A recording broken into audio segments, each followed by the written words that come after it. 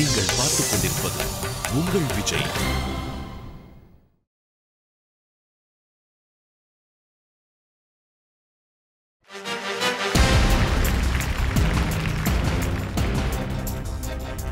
Welcome to Achi Masala Niya Nana, powered by NAC Jewelers, co-presented by Sunland. ஒவ்வொரு துளியிலும் energy. அனைவருக்கும் கோபிநாத்தின் அன்பு வணக்கம். ஆக்சுவலாக ஒரு மனிதனை எடை போடக்கூடாது. இப்போ ஜெயகிருஷ்ணமூர்த்தி போன்றவர்கள் அவர் மாதிரி நிறைய பேர் சொல்லியிருக்காங்க. ஒருத்தர் எப்படின்னா அவர் அப்படியே பார்க்கணும் அப்படிங்கிறது தான் பொதுவாக இருக்கக்கூடிய நல்ல விஷயங்கிறது. ஆனால் மனிதனை எடை போடுதல்ங்கிறது எல்லா காலகட்டத்திலையும் நடந்துகிட்டே இருக்குது. இதை ஏன் சொல்கிறேன் அப்படின்னா, இப்படி ஒரு தனி மனிதனை எடை போடுவதை போல, ஒரு குழுவை எடை போடுவது போல, ஒரு இனத்தையே எடை போடுதலும் உண்டு. இப்போ இதே ஃப்ளோரில் தமிழர்கள் ஒரு பக்கமும் வட இந்தியர்கள் ஒரு பக்கமும் உட்காந்து ரெண்டு பேர் பற்றியும் சில கருத்து பரிமாற்றங்கள் தான் அவங்க முதல்ல வச்ச ஒப்பீனியன் அப்படிங்கிறது, இவங்களாம் ரொம்ப உணர்ச்சி பெருவெள்ளக்காரர்கள், ஆவுன்னு அழுதுருவாங்க, ஓவராக ஃபீல் பண்ணுவானுங்க அப்படிங்கிற ஒரு முதல் விஷயம் வச்சாங்க. தமிழர்கள் ரொம்ப உணர்வு பூர்வமானவர்கள், உணர்ச்சி வசப்பட்டவர்கள், உணர்வு பெருவெள்ளம் கொண்டவர்கள் அப்படின்னு. ஆனால் ரியாலிட்டியில் இன்றைக்கி குளோபலைசேஷனுக்கு அப்புறம் லிபரலைசேஷனுக்கு அப்புறம் பார்த்தா இந்த சமூகம் வந்து அந்த ஒரு இண்டிவிஜுவலிஸ்டிக் அப்படிங்கிறத நோக்கி தான் நகர்ந்துக்கிட்டு இருக்க மாதிரி தெரியுது. இப்போ சென்னையிலேயோ அல்லது எல்லா இடத்துலையும் பார்த்தீங்கன்னா ஒரு குழந்தைய ஒரு இண்டிவிஜுவலான ஆளாக நீ வளரணும், உன் சார்ந்த தேவைகளை நீ பூர்த்தி செய்து கொள்ளணும், நீயா சுயமாக சிந்திக்கணும், நீயா செயல்படணும், உன் ஷூவை நீ தான் கலட்டணும், நீ தான் ரேக்கில் கொண்டு வைக்கணுங்கிறத தொடங்கி எல்லா மட்டத்திலுமே தனி மனித அளவில், சமூக அளவில், குடும்ப அளவில் இண்டிவிஜுவலிஸ்டிக் அப்படிங்கிற ஐடியாவை நோக்கி இந்த தமிழ் சமூகம் ஒரு பக்கம் நகர்ந்துகிட்டு இருக்கு. ஆக்சுவலாக நம்ம ஒரு கார்னரில் இப்போ நிற்கிறோம்.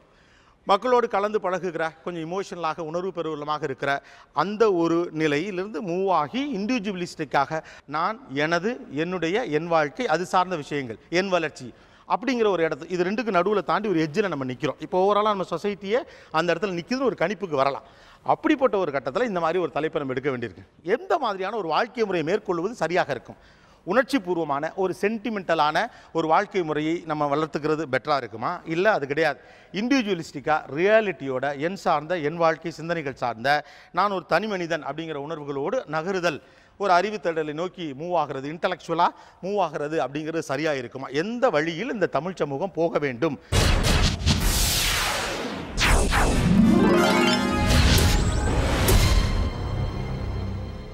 நான் இந்த முதல் கேள்வி என்ன வைக்க போகிறேன்னா, அந்த ஒரு ஷோ முன்னால் நடந்தப்போ தமிழர்கள்லாம் உணர்வு பெருவெள்ளமானவர்கள் அப்படிங்கிற ஒரு கமெண்ட் வந்ததில்ல, அதை தான் கேள்வியாக வைக்கணும் அப்படின்னு நினைக்கிறேன். சிம்பிளான கேள்வி தான். எங்கெல்லாம் நம்ம ஆளுங்க சாதாரண விஷயம் அதுக்கு ஓவராக ஃபீல் ஆகுறாங்க? ஃபார் எக்ஸாம்பிள் டூருக்கு எங்கேயாவது போகிறோன்னு வச்சுக்கோங்களேன், அவங்க சொல்லுவாங்க, ஐயோ 3 நாள் போகிற, பார்த்து பத்திரமா போ. இதெல்லாம் ஒரு இது கிடையாது. ஓகே, நான் வெளியே போகிறேன், அது மேட் கிடையாது. அதுக்கெலாம் போயிட்டு 3 நாள் போகிற, பார்த்து பத்திரமா இரு, ஃப்ரெண்ட்ஸ் கூட அங்கே போகாத, இப்படி போகாத, அப்படி பண்ணாத. ஓகே, 3 நாள் டூருக்கு ஓவர் அட்வைஸ். குழந்தைய எல்கேஜி யூகேஜியில் சேர்க்கும்போது ஃபஸ்ட்டு நாள் குழந்தைய ஸ்கூலுக்கு அனுப்பி வைக்கும்போது அது ஒரு சின்ன விஷயம் தான். ஆனால் அதுக்கு ஒரு அம்மா கண் கலங்கிறது, குழந்தை ஸ்கூலுக்கு போய் எப்படி இருக்க போகிறான், என்னை விட்டுட்டு 4 மணி நேரம் தனியாக எப்படி இருக்க போகிறான், அதுக்கு ஒரு கண் கலங்கிறது. ரைட். வேற பிடித்த நடிகருடைய சினிமாவுக்கு போகிறது முதல் நாள், அதுக்கு பண்ணுற அட்டகாசம் ரொம்ப அதிகமாக இருக்கும். ஒரு படத்துக்கு போகிறோம், அதுக்கு அவ்வளவு தேவையா? முதல் நாள்ரா, ஃபர்ஸ்ட் ஷோடா, செகண்ட் ஷோடா, அந்த மாதிரி அது அவ்வளோதான். அந்த தெருவே சொல்லிடுவாங்க. ஒரு படத்துக்கு போகிறது ஊருக்கே தெரியும். சீரியல் போதுன்னா அதில் இமோஷனாக பேசுகிறாங்க, அழறாங்கன்னா உடனே இவங்க வீட்டில் உட்காந்து அழுது இவங்க அழுகுறது. அது பார்க்கும் போதே நமக்கு காமெடியாக இருக்கும். ஓகே, ஒரு வாட்ச் படிச்சுனாலும் சரி, மோதிரம் இருந்தாலும் சரி, அதை வந்து அட்வர்டைஸ்மெண்ட் பண்ணுற மாதிரி எல்லாரும் பண்ணுறாங்க. இட்ஸ் இயல்பான விஷயம். அதை ப்ராபகண்டா பண்ணுற மாதிரி இது வந்து சில நேரத்தில் பார்க்கும்போது தோணும், இதெல்லாம் தேவையானு. மொத்தம் ஒரு 3 விஷயத்தில் இந்த பிரச்சனையை பார்க்குறேன். ஒன்று வந்து ஒரு மருத்துவர்கிட்ட போகிறதையோ, இல்லை மருத்துவரை பார்த்துட்டு வர்றதையோ, இல்லை லேபில் இருக்கிறதையோ யாரோ ஒருத்தர் பார்த்துட்டாருன்னு வச்சுக்கோங்களேன், அதுக்கு அவர் கொடுக்கக்கூடிய எக்ஸாஜரேஷன் அது ரொம்ப சாதாரணமான ஏதோ ஒரு டெஸ்ட்டாக இருக்கலாம். ஆனால் அதுக்கு வந்து ஐயோ பார்த்து கிறங்கிட்டீங்க, நான் 4 மாதமாகவே பார்த்துட்ருக்கேன். ஸோ ரொம்ப அன்இமேஜினபிள் எக்ஸ்பிரஷன். இவன் ஏதோ ஒரு நோயாளிங்கிற கன்க்ளூஷனுக்கு டாக்டர் வராரோ இல்லையோ நம்ம வந்துடுறோம். ஒன்று. அடுத்து 2வது வந்து நோஸ்டால்ஜியா பிரியர்கள். ரொம்ப இது நான் பார்த்துட்டேன்.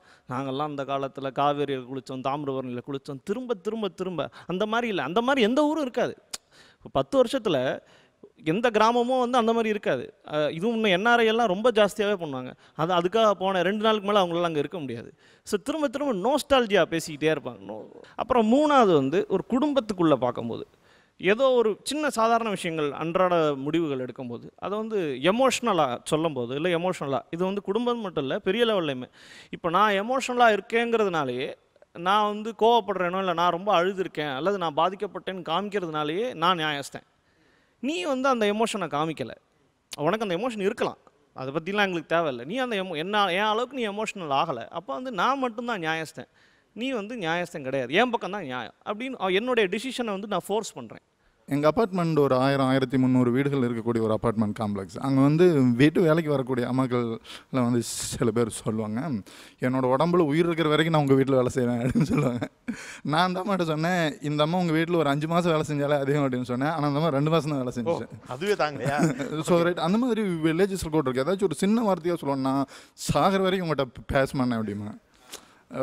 அதே மாதிரி ஃபேமிலியில் கூட வந்து நீங்கள் பார்க்கலாம். ஓகே ரைட், அவங்க வந்தாங்கன்னா நான் இந்த வீட்டில் இருக்க மாட்டேன். ஓகே, ஒரு மாதிரியான அதீதமான கோபம் இல்லாட்டி வந்து ஒரு அதீதமான ஓகே என்ன சொல்கிறது, ஒரு ஒரு ஓகே ஒரு ஆற்றாமை, ஓகே அப்படி இல்லாட்டி ஓகே இன்னும் கூட சொல்ல போனால் ஒரு அதீதமான நன்றி உணர்ச்சி இருக்குது பார்த்தீங்களா. அந்த நேரத்தில் நம்ம சொல்லக்கூடிய வார்த்தைகள் பார்த்திங்கன்னா ஒரு 1/2 ஹவருக்கு அப்புறம் பார்த்தோன்னா என்னடா இப்படி ஒரு வார்த்தையை சொல்லிட்டான் அப்படின்னு தோணும். அதாவது எதிர்ப்பை, அன்பை எல்லாத்தையுமே அதீதமான வார்த்தைகளில் வெளிப்படுத்துறது.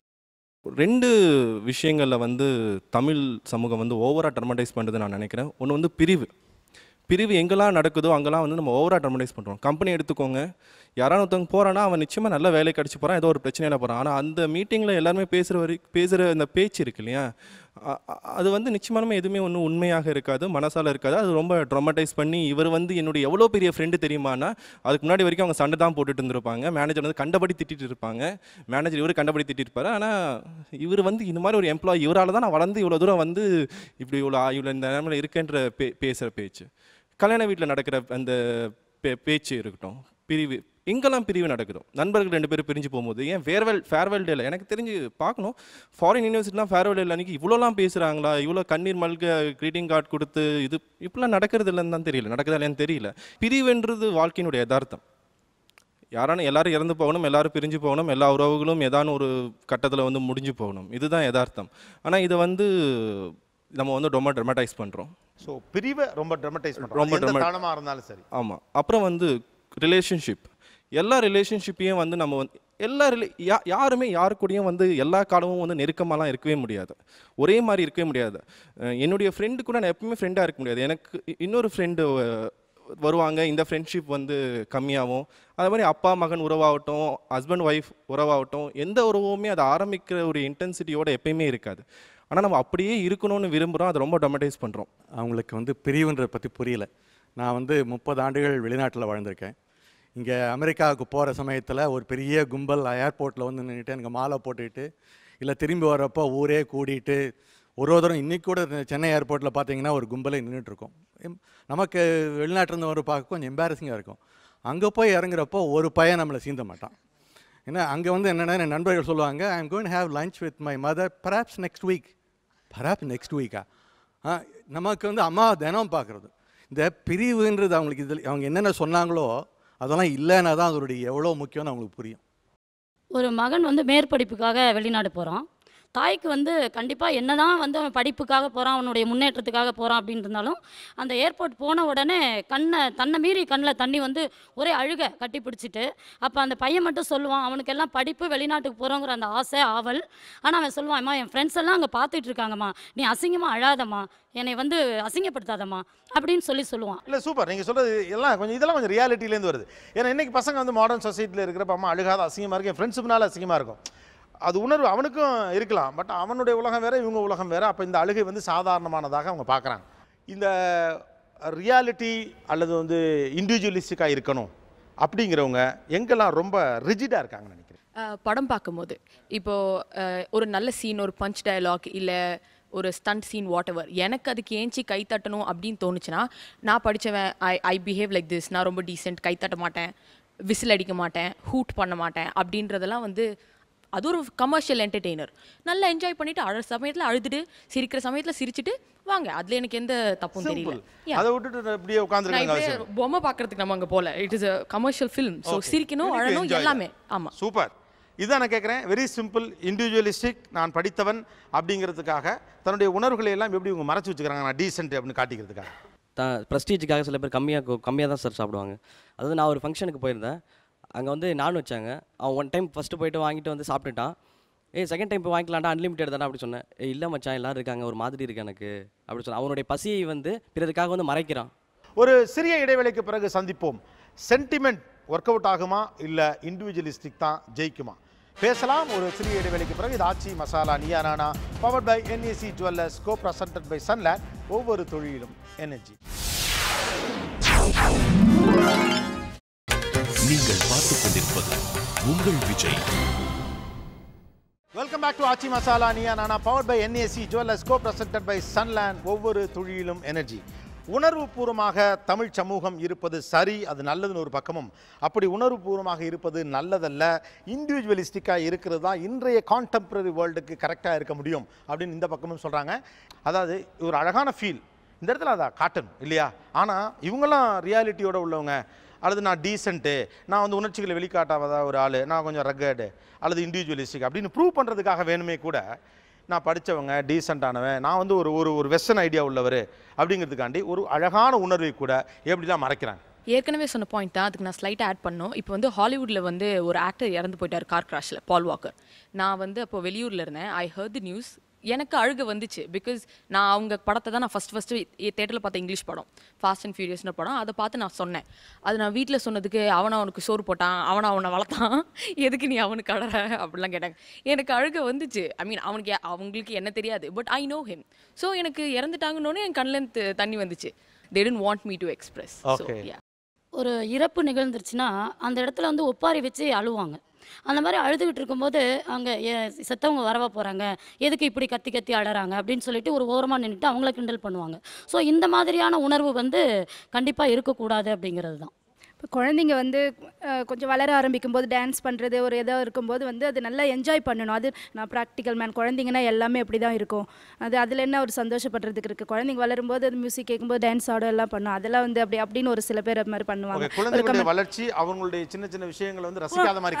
ஆனால் ப்ராக்டிக்கல் மேன் இதெல்லாம் வந்து எல்லாமே சாதாரணமாக நடக்கிறதுன்னு, குழந்தைங்க வளரும்போது எல்லாம் செய்வாங்க, அதெல்லாம் ஒரு பெரிய விஷயமா பேசக்கூடாது அப்படின்னு ஒரு சில பேர் அந்த மாதிரி பண்ணுவாங்க. அதில் சிலாகித்து அதை ரசிக்க மாட்டாங்க. இதெல்லாம் அப்படி தான் வளர வளர எல்லாம் பண்ணும் அப்படிங்கிற மாதிரி.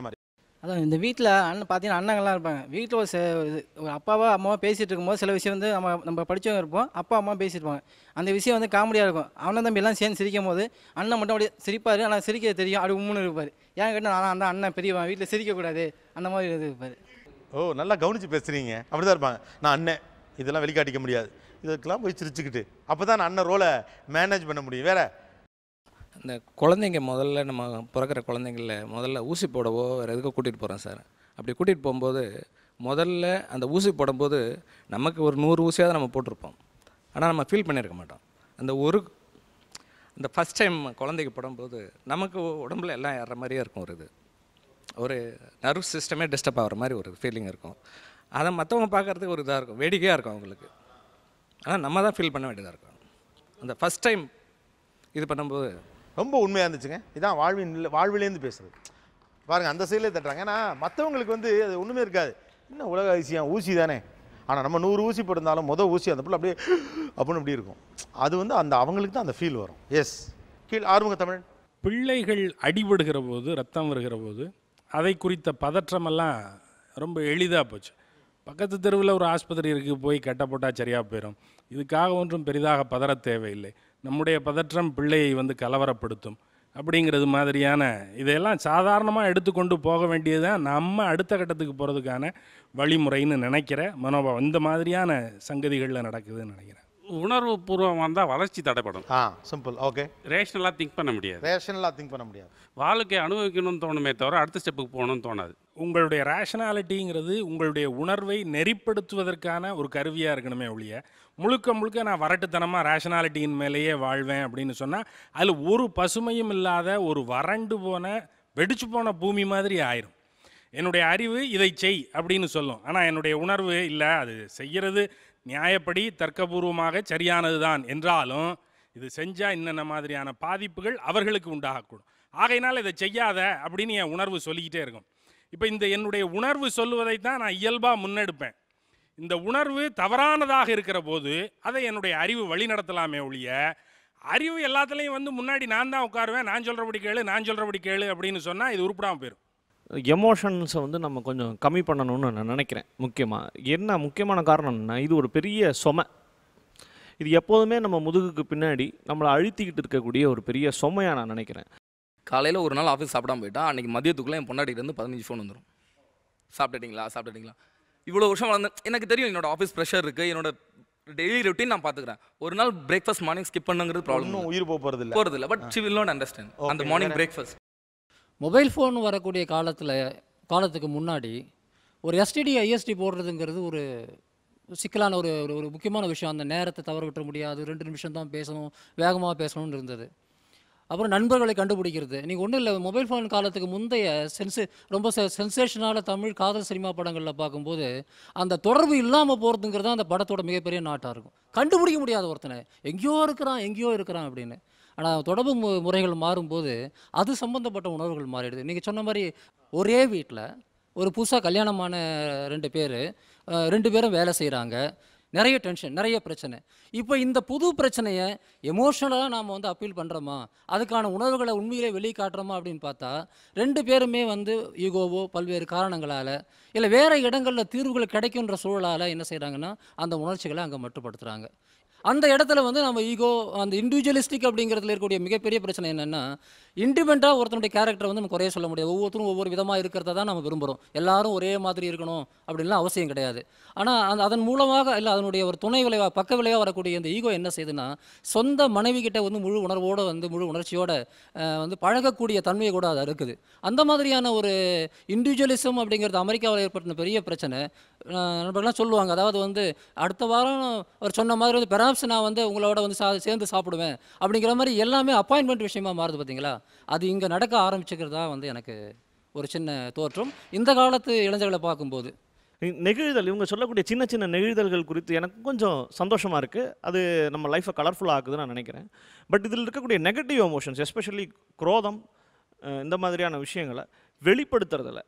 அதில் ஒரு நம்மளும் அறியாமல் நம்மளை சுற்றி இருக்கிறவங்கள கடுமையாக ஹர்ட் பண்ணுறோன்னு நான் நினைக்கிறேன். Both love and hate are infectious. நம்மளுடைய அன்பும் அல்லது வெறுப்பு, கோபம், இது ரெண்டுமே இன்ஃபெக்ஷியஸ். சின்ன சின்ன விஷயங்கள் கூட ஓவராக எமோஷனல் ஆகிறது ஒரு கடுமையான வன்முறை மனநிலையை குறிக்கிறதா நான் நினைக்கிறேன். இல்லை, உணர்ச்சியை வெளிப்படுத்தாமல் இருப்பதே பக்கத்தில் இருக்கிறவங்கள சில சமயங்களில் ஹர்ட் பண்ணிடும். ஒரு சின்ன நேசத்தை கூட என்னால் வெளிப்படுத்த முடியாது, இதை போய் ஏன் வெளிப்படுத்தணும்னு நினைக்க போய் அது ஒரு அறிவுபூர்வமாகவும் இறுக்கமாகவும் நான் இருக்கிறேன் அப்படின்னு நினைக்கிறதே பக்கத்தில் இருக்கிறாள் இவன் பெரிய பிடிங்கியா அப்படின்னு நினைக்கிற மாதிரி ஆகிடும். சரி, இல்லை இதில் என்ன ஒரு விஷயம்னா, இப்போ நேசமோ இதுவோ இப்போ நான் எனக்குள்ளே இருக்குது, அதை நீங்கள் ஒரு அளவுகோல் வச்சுருக்காங்க, நீங்கள் ஒரு அளவுகோல் வச்சுருக்கீங்க. இந்த அளவுகோலில் நீ வெளிப்படுத்தினா மட்டும்தான் இது என்னை திருப்திப்படுத்தும், இது அன்பு. நான் செய்யக்கூடிய வேறு சில செயல்கள் வழியாகவே நீங்கள் அந்த அக்கறையை புரிஞ்சுக்கலைன்னா நமக்கு உண்டான புரிதல் என்ன?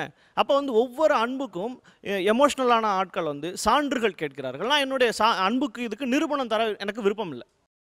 அன்புக்கு நீங்கள் நிரூபணம் கேட்குறீங்கிறாங்க இவ்வளோ வெளிப்படுத்தி. அது நியாயமானது. அப்படி அது அந்த உணர்வு எப்போதும் ஒரு நெருக்கத்தின் மூலமே ஒரு அலையின் மூலமாக தன்னை புலப்படுத்தி கொண்டு விடும். அதுக்கு பெரிய அறிவு இருக்கணும். நீங்கள் உங்களுடைய அந்த எளிய நேசத்தை புரிந்து கொள்வதற்கு எனக்கு பெரிய அறிவெல்லாம் இருக்கணுங்கிறது இல்லை. அது ஒரு சின்ன நெருடலின் மூலமாகவே எனக்கு விளங்கிவிடும். அது எனக்கு விளங்கலைன்னா நான் முட்டாள்னு அர்த்தம், நான் சடம்னு அர்த்தம். அப்போ நானும் உணர்ச்சி இல்லாத, நானும் இண்டிவிஜுவலிஸ்டிக்கான ஒரு ஆளுன்னு அர்த்தம். ஆகையினால் வெளிப்படுத்துறதும் உணர்வு பூர்வமானது தான், அதை உள்வாங்குவதும் உணர்வு பூர்வமானது தான். ஆகையினால் அது பிழை இல்லை, அதுக்கு அளவுகோல்கள் எல்லாம் கிடையாது. நீங்கள் ஏதாவது ஒரு விஷயத்தோடு ரொம்ப ஒன்றி போயிட்டீங்கன்னு வச்சுக்கோங்க, அது உண்மைன்னு நம்பக்கூடிய செய்திகளை மட்டும்தான் நீங்கள் தேடுவீங்க. இது முக்கியமாக நான் ஓகே ரைட், ஒரு சமுதாய அரசியல் தளங்களில் மட்டும் இல்லாமல் ஷேர் மார்க்கெட்டில் ரொம்ப பார்க்குறேன். நான் ஷேர் மார்க்கெட்டில் முக்கால்வாசி பேர் நட்டமடைகிறது காரணம், ஏதாவது ஒரு ஷேரை நான் வாங்கிட்டேன் ஓகே இது நல்ல ஷேர் அப்படின்னு அது சம்மந்தமான பாசிட்டிவான விஷயங்களை மட்டும் தேடி பார்த்து ஓகே அதோட ஒட்டிகிட்டு இருப்பாங்க. ஓகே எப்போவுமே நம்ம ஒரு விஷயத்தோட எமோஷனலாக ரொம்ப அட்டாச் ஆகி ஓகே அப்படியே ஒட்டிட்டோன்னு வச்சுங்க, அது நம்ம அதாவது we should always be with our open mind. அதாவது நான் ஓகே எல்லா விதமான சிந்தனைகளுக்கு நான் தயாராக இருக்கணும். நான் 5 வருஷத்துக்கு முன்னாடி வாசித்த ஒரு புத்தகத்தை இன்றைக்கி வாசிக்கும் போது எனக்கு அதே விதமான ஒரு ஃபீலிங் உண்டாகிறது கிடையாது, ரைட்டுங்களா? அப்போ எனக்கு வேறு விஷயமாக தோன்றினது. அப்போது அதில் இருந்த உள்ளரசியல் இப்போ எனக்கு வேறு மாதிரி புரியுது. ஆனால் எப்போதும் மாறாத ஒரு விஷயம் என்னோட ஃப்ரெண்ட் ஒருத்தர் சொல்லுவார், கணக்கு புத்தகம் தான் ஓகே எப்போ ஒரே மாதிரி இருக்கும் அப்படின்னு சொல்லுவார். இமோஷனாக நீங்கள் அப்ரோச் பண்ணுறப்போ that business will go off போய்டும். குறிப்பாக அந்த ஸ்டாக் மார்க்கெட் பற்றி அவர் சொல்கிறது முழு உண்மை. உலகம் முழுக்கவே அது உண்மை, இங்கே மட்டும் கிடையாது. அது என்ன ஒரு காரணம்னா, ஒரு சாதாரண முதலீட்டாளர் அப்படிங்கிறவன் வந்து இந்த ரீட்டைல் இன்வெஸ்டர்னு சொல்கிறாங்க இல்லையா, அவங்க வந்து ஒரு பெரிய அளவுக்கு ஒரு பொருளாதார மேதையோ அல்லது புள்ளிவர மேதையோ கிடையாது. அப்போது ஒரு பெரிய ஒரு ஃபண்ட் மேனேஜருடைய அளவுக்கு அவனுக்கு நாலேஜ் இல்லாத போது ஏதோ சில நாட்டங்கள் தான். இப்போ எனக்கு ஐடி துறை நிறைய பிடிக்குன்னா அதில் இன்வெஸ்ட் பண்ணணும்னு நினைப்பேன். அதில் வந்து இந்த பர்டிகுலர் சிஓ பற்றி நான் அதிகம் பத்திரிகையில் படிக்கிறேன்னு சொன்னால் அவர் மேலே ஒரு நம்பிக்கை வரும். அந்த அடிப்படையில் தான் வந்து செயல்படுறாங்க. அதாவது முழு அறிவு என்கிட்ட இல்லாத போது எனக்கு ஏதாவது ஒரு அளவுகோல் வேணும். அப்போ ப்ரிஃபரன்ஸ்னு ஒன்று வந்துடுது, முன்னுரிமை. இல்லை நம்மளுக்கு பிடிச்ச விஷயம், தெரிஞ்ச விஷயம் நாம் நம்புகிறோம். எனக்கு ஐடி துறையை பற்றி ஓரளவுக்கு தெரியும், எனக்கு வந்து ஷிப்பிங் இண்டஸ்ட்ரி பற்றி ஒன்றுமே தெரியாது, நான் எந்த கம்பெனியில் போய் இன்வெஸ்ட் பண்ணுறது? ஸோ அந்த மாதிரியான இடங்களில் வந்து நிச்சயமாக இந்த விலக்கல் அப்படின்னு நடக்கும். அதில் வந்து வெற்றியும் பல சமயங்களில் வரும். ஏன்னா தெரியாத ஒரு விஷயத்தை கண்டுபிடிச்சி நீங்கள் போட முடியாது, தோல்வியும் எனக்கு தெரிஞ்சது, தோல்வியும் வரும். ஸோ நாலேஜ் எங்கே குறைவாக இருக்குன்னு நினைக்கிறாங்களோ அங்கே உணர்வு பற்றி அந்த நாலேஜ் இல்லாத இடத்துல இமோஷனை ஒரு கைடாக எடுத்துக்கிறாங்க. நிச்சயமா நிச்சயமா. ஒரு சின்ன பிரேக் எடுத்துக்கலாம். இது ஆச்சி masala Neeya Naana powered by NAC Jewellers co presented by Sunland. ஒவ்வொரு துளியிலும் எனர்ஜி. Stay tune. நீங்கள் பார்த்துக் கொண்டிருப்பது உங்கள் Vijay. Welcome back to Aachi masala Neeya Naana powered by NAC Jewellers co presented by Sunland. ஒவ்வொரு துளியிலும் எனர்ஜி. அது இதோட ஒரு பிரச்சனை, இன்னைக்கு ஒரு பழைய காலத்தில் இந்த பிரச்சனை கிடையாது. இன்றைக்கி இன்றைக்கி நிறைய வசதிகள் அதிகமாகிருச்சு இல்லையா. இன்றைக்கி தொடர்பு வசதிகள் அதிகமானதுனால நீங்கள் நிறைய பேர்ட்ட ஒரே நாள் நம்ம நிறைய பேர்ட்ட ஃபோனில் பேசுகிறோம், இணையம் மூலமாக நிறைய பேர்ட்ட பேசுகிறோம். இப்போ இது என்ன ஆகுதுன்னா, நீங்கள் ரொம்ப உணர்ச்சி வசப்பட்டாக சொன்ன மாதிரி நிறைய விஷயங்களை வெளியே பேசும்போது நீங்கள் அதிகமாக காயப்படக்கூடிய வாய்ப்புகள் இருக்குது. என்னுடைய தனிப்பட்ட வாழ்க்கையில் சில நண்பர்களுக்கும் என்னுடைய ரொம்ப நெருங்கின ஆட்களுக்கும் அது நடந்து நான் பார்த்துருக்கேன். அடிக்கடி காயப்படுவாங்க, வாரத்துக்கு ஒரு அழுவாங்க. ஈவெண்ட்டு அதை சொன்னேன், அப்புறம் வந்து அவன் அப்படி என்னை பற்றி இங்கே சொன்னான். இது வந்து நடந்துக்கிட்டே இருக்குது. ஏன் இவ்வளோ ஹர்ட் ஆகுறாங்கன்னா, நமக்கு இந்த அரசியல் தெரிய மாட்டேங்குது. நம்ம என்ன நினைக்கிறோம்னா, ஒருத்தர் என்ன வெளியே காட்டுறாங்களோ அதான் அவங்க நினைக்கிறோம். ஒருத்தர் வந்து ரொம்ப உணர்ச்சி வசப்பட்டு அன்போடு இருந்தாலும் அவன் அன்பானாலும் நினைக்கிறோம். அப்படி கிடையாது. பல சமயங்களில் யார் நம்மளை எப்படி காட்டிக்கணும் அதுக்கு முற்றிலும் மாறுபட்ட ஆளாக தான் அவங்க இருக்காங்க. அப்போ இது நமக்கு தெரிய மாட்டேங்குது. இந்த அரசியல் நமக்கு எப்போ தெரியாமல் போகும்னா, நம்ம உடனடியாக நம்மளை உணர்ச்சி வசப்பட்டு வெளிப்படுத்தும் போது நம்ம போய் மாட்டிக்கிறோம் அதில். ஆனால் நம்ம கொஞ்சம் விலகி நின்று இவங்க பேசுறதை கவனித்து இவங்களுக்கு ஈடு கொடுத்து பேசி இவங்களை சரியாக புரிஞ்சுக்கிட்ட பிறகு நீங்கள் சரியாக ஓப்பனாக பேசுனீங்கன்னா ப்ராப்ளம் வராது. நீங்கள் அதிகமாக காயப்படக்கூடிய வாய்ப்பு வந்து நீங்கள் ரொம்ப இந்த மாதிரி வெளிப்படுத்தக்கூடிய ஆட்கள்கிட்ட ரொம்ப அதிகமாக இருக்குது. குறிப்பாக வந்து சமூக ஊடகங்கள் அதில் வந்து இடம்பெறக்கூடிய உறவாடல்களை பற்றி தான் அவர் முக்கியமாக வந்து கருத்தில் வச்சுக்கிறாரு. ஒரு சாதாரண ஒரு தகவலை அறிவை வந்து நான் மேடை மேலே ஏறி நின்று உலகத்துக்கு சொல்கிற மாதிரி சொல்லிடலாம். ஆனால் என் சந்தோஷத்தை கஷ்டத்தை வந்து நான் அப்படி சொல்ல முடியாது. அதை வந்து நான் யார் மேலே நான் நம்பிக்கை வச்சுருக்கிறேன், யாருக்கிட்ட நான் என்னுடைய கஷ்டத்தை கொட்டி அழுதா பதில் கிடைக்கணும் எனக்கு தெரிஞ்சிருக்கணும். தெரிஞ்சிருந்து அவங்கக்கிட்ட தான் நான் கொட்டி அழணும். உங்களுடைய அந்தரங்கங்களை பற்றி நன்கு அறிந்த ஒருவன் நீங்கள் வெளிப்படுத்தக்கூடிய ஒரு கருத்து அவனுக்கு ஒப்புமை இல்லாத போது உங்களுடைய அந்தரங்கங்களை வெளியிடுவதற்கான ஆபத்துகள் அதிகமாக இருக்குது. ஓகே, அதை தான் இவரும் சொன்னார்னு நான் வந்து நம்புகிறேன். நான் கூட அதை சந்தித்திருக்கிறேன். ஏன் தனித்த வாழ்க்கையை நோக்கி தமிழர்கள் நகரணும்னு நினைக்கிறீங்க? இப்போது இமோஷ்னல் சொசைட்டி வந்து நம்ம மேலே ஒரு ஆதிக்கத்தை தான் செலுத்தியிருக்கு. நான் இது பண்ணால் நல்லா இருக்கும்னு நான் நினைப்பேன், இப்படி முடிவெடுத்தால் நல்லா இருக்கும்னு சொல்கிறது கரெக்டு. நீ இதுதான் முடிவாக எடுக்கணுன்றது எப்படி கரெக்டாக இருக்க முடியும்? அது ஏன் நடக்குதுன்னா, அது உண்மையிலே உணர்ச்சி சம்மந்தப்பட்ட விஷயம் கிடையாது. உணர்ச்சி அங்கே ஒரு ஆயுதமாக தான் பயன்படுத்துகிறாங்க. அவங்க வந்து இந்த சமூகத்தில் எந்த வேலைக்கு போனால் நல்ல சம்பளம் கிடைக்கும், எந்த வேலைக்கு போனால் சில விஷயங்கள் அவங்க எதிர்பார்க்கக்கூடிய சில விஷயங்கள் கிடைக்கணும் அப்படின்னு சொல்லிட்டு ஒரு அறிவை முன்னாடி தங்களுக்கு கொண்டு வந்துடுறாங்க. இப்போ மற்ற என்ஜினியர் படிக்கணும், நீ அதுதான் படிக்கணும், நீ பத்திரிக்கைலாம் போயிடக்கூடாது, அந்த மாதிரி. அது நம்மளோட இன்டெலிஜென்ட் கோஷன்ட் எமோஷனல் கோஷன்ட்டை வந்து நமக்கு பேலன்ஸ் பண்ண தெரியல. அந்த எமோஷனல் கோஷன்ட் வந்து இஸ் கம்ப்ரெசிங் ஆர் டோட்டல் இன்டெலிஜென்ஸ். நம்மளால நம்மளுடைய அறிவை கரெக்டாக பிரயோகப்படுத்த முடியல. நம்மளுடைய சமுதாயமும் நம்மளுடைய எமோஷன்ஸ் இந்த சோ கால்டு எல்லாமே சேர்ந்து நம்மளுடைய இண்டிபெண்டன்சி, நம்மளுடைய சிறகுகளை வெட்டப்படுது. இப்போ வந்து அப்பா அம்மா சொல்கிறாங்க அப்படின்னா, இந்த காலத்தில் இந்த விஷயம் நாங்கள் பண்ணோம், இதனால் நாங்கள் இதை கஷ்டப்பட்டோம், அதை நாங்கள் கொடுக்குறோம், அதை அறிவாக தான் கொடுக்குறாங்க. அங்கே தான் நம்மளுடைய சுயம் பாதிக்கப்படுது. நம்மளுடைய சுயம், என்னுடைய இண்டிவிஜுவாலிட்டி ஃபர்ஸ்ட் ஹிட் அங்கே தான் ஆகுது. எங்கள் அப்பா அப்படி பண்ணாரு, ஸோ நான் அப்படி பண்ணிட்டப்பா, நீ இப்படி பண்ணு, நான் என் பையனுக்கு என்னைக்கு சொல்கிறனோ அன்றைக்கி நான் என் பையனோட சிறகு வெட்டுறேன். இப்போ நான் உங்களை இண்டிவிஜுவலாக நீங்கள் எடுத்துக்கங்க. நீங்கள் ஏன் இந்த சென்டிமெண்ட்டுங்கிற இதுலேருந்து வெளியில் வந்து இண்டிவிஜுவலிஸ்டிக்காக இருக்கணும் அப்படிங்கிற ஒரு விருப்பத்துக்கு வர்றீங்க? என்னுடைய சுயமாக நான் எதுவுமே யோசிக்க முடியல. நான் எது பண்ணாலும் என்னுடைய ஃபேமிலியை டிபெண்ட் பண்ணியே இருக்குது. அம்மாவுக்காக இது அம்மா, இந்த சமுதாயம், அப்பா அம்மா, எங்கள் அப்பா அம்மா ஊரில் இருக்காங்க. அவங்கள நான் இங்கே இப்போ பேசுகிற ஒரு வார்த்தையும் அவங்கள மக்கள் யாராவது சொல்லிடுவாங்களோ, அவங்கள என்ன பண்ணும். ஸோ இது மாதிரி நான் எல்லாமே டிபெண்ட் பண்ணி நான் சொந்தமாக எதுவுமே யோசிக்க முடியல. இந்த emotional factor is increasing the dependency. ஏன் ஒரு பெண் இந்த மாதிரி சென்டிமெண்ட்லேருந்துலாம் வெளியில் வந்து இண்டிவிஜுவலிஸ்டிக்காக நகரணும்? இப்போ முதல்ல அவர் சொன்ன மாதிரி அவங்களுக்கு ஒரு தன்னிலை, ஒரு தனிப்பட்ட தனக்குனான ஒரு தன்னிலை, சுயமாக முடிவெடுக்கக்கூடிய சில நிலைகள், இந்த மாதிரியான விஷயங்களை எட்டணும்னா இன்னும் கொஞ்சம் கூட தைரியமாக டிபெண்டன்சி இல்லாமல், ஸோ இந்த மாதிரியான விஷயங்களை வந்து நான் நோக்கி நகரணும்னா இண்டிவிஜுவலிஸ்டிக் செல்ஃப் தான் வந்து ரொம்ப ஒரு பேஸ்ன்னு நினைக்கிறேன் நான். ஓகே, அப்படி இப்போ இண்டிவிஜுவலிஸ்டிக்காக, அதாவது என்னுடைய சுயம் சார்ந்த முடிவுகளை மட்டுமே நான் எடுக்கிறேன் அப்படின்னு ஒவ்வொருத்தரும் எடுக்க ஆரம்பிச்சா ஒரு 50 வருஷத்தில் எப்படி இருக்கும்னு நினைக்கிறீங்க? கண்டிப்பாக நம்ம வந்து இன்னும் கொஞ்சம் கூட முன்னேற்றமான நிலை உலக நாடுகளுக்கு ஒரு இணையான ஒரு இதுவாக நம்மளால் இருக்க முடியும். அதில் எனக்கு ரொம்ப ஸ்ட்ராங்கான ஒப்பீனியன் இருக்குது. யூனிட்டிஸே பொருளாதார ரீதியாக வளர்ந்துருப்போம்னு நினைக்கிறேன். பொருளாதார ரீதியாக சொல்லலாம், கல்ச்சுரல் ரீதியாக கூட சொல்கிறேன்.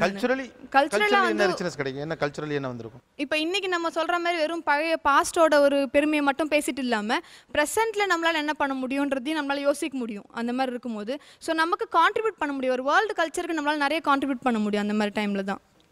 உலக நாடுகளுக்கு சமமான ஒரு வளர்ச்சியை தமிழகம் பெறும் அப்படிங்கிறது ஒன்று. கலாச்சார ரீதியாகவும் அந்த இடத்தை நாம் அடையலாம் அப்படிங்கிறது. இது ரெண்டுலேயும் கேள்வி இருக்குது.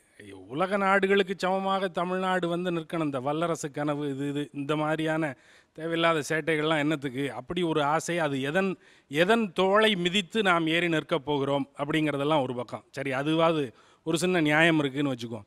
கலாச்சார ரீதியாக நீங்கள் வந்து தனித்தனியாக நான் ஒத்தாளாக நின்றுக்கிட்டு கலாச்சார ரீதியாக உலகத்துக்கு நான் ஒரு பாடம் கற்பிப்பேன் அப்படின்னு சொல்கிறது எந்த அடிப்படையில்?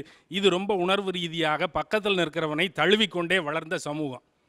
பக்கத்தில் இருக்கிறவனை தழுவி தழுவி அவனை தட்டி கொடுத்து, அவனை அடிக்க வேண்டிய இடத்தில் அடித்து, தட்டி வைக்க வேண்டிய இடத்தில் தட்டி வைத்து, எல்லாவற்றையும் உணர்வையும் அறிவையும் கொண்டு எழுந்து வந்த ஒரு சமூகம் கலாச்சார ரீதியாக இது எல்லாத்தையும் ஒதுக்கிட்டு நான் ஒத்தாள், நான் என் ஜௌரியத்துக்கு தனியாக இருப்பேன் அப்படின்னு சொல்கிறது எந்த மாதிரியான கலாச்சார முன்னெடுப்பை உலகத்திற்கு வழங்கும்? சார், கலாச்சார முன்னெடுப்புன்னு சொன்னால் நம்ம கல்ச்சர்ன்றதை முதல்ல என்னென்னு டிஃபைன் பண்ணிக்கலாம்னு நினைக்கிறேன். பக்கத்தில் இருக்கிற ஆளை நான் திரும்பி பார்க்க விருப்பமில்லை, என்னுடைய உணர்வை பங்கிட்டு கொள்ள விருப்பமில்லை, அவனுடைய உணர்வை உள்வாங்கிக் கொள்ள விருப்பமில்லை என்கிற நிலை, அது பண்பாடு இல்லை. கலாச்சாரம்னா என்ன அப்படிங்கிறத டிஃபைன் பண்ணிக்கணும் அப்படின்னு நினச்சா, பண்பாடுங்கிறது உடன் இருக்கிறவனையும் தழுவிக்கொண்டு அவனுடைய முகம் பார்த்தும் என் முகம் அவன் பார்க்குமாறும் நடந்து கொண்டு இருவருமாக சேர்ந்து மேலேறுவது தான் பண்பாட்டிற்கான அடித்தளமே ஒழிய நான் மேலே ஏறிக்கிறேன் அப்படிங்கிறது இல்லை.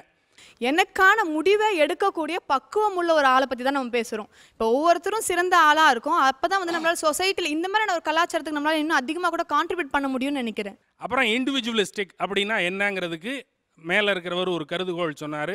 இது என்னை சார்புள்ளவனாக ஆக்குகிறது, உணர்ச்சி சார்ந்தவனாக நான் இருப்பது என்பது என்னை சார்புள்ளவனாக ஆக்குகிறது. நான் எங்கள் அப்பா அம்மா என்ன நினைப்பாங்களோன்னு நினைக்க வேண்டியிருக்கு, என் தம்பிக்கு என்னவோ அப்படின்னு நினைக்க வேண்டியது. நான் என் குடும்பம் என் சௌரியம்னு இருக்கேன்யா, அதுக்கு வந்து இந்த உணர்ச்சி ரீதியான இந்த கட்டு வந்து என்னை கீழ் இழுக்கிறது அப்படின்னு சொல்கிறாரு.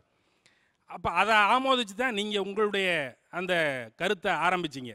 ஆமாம், அவர் சொல்கிறத உடன்பட்டு நான் தனிப்பட்டு இருக்கணும்னு நினைக்கிறேன் அப்படின்னா, பக்கத்தில் இருக்கிறவர்களில் இவர்களிடமிருந்து எல்லாவற்றையும் நீங்கள் வாங்கி கொள்வீர்கள்.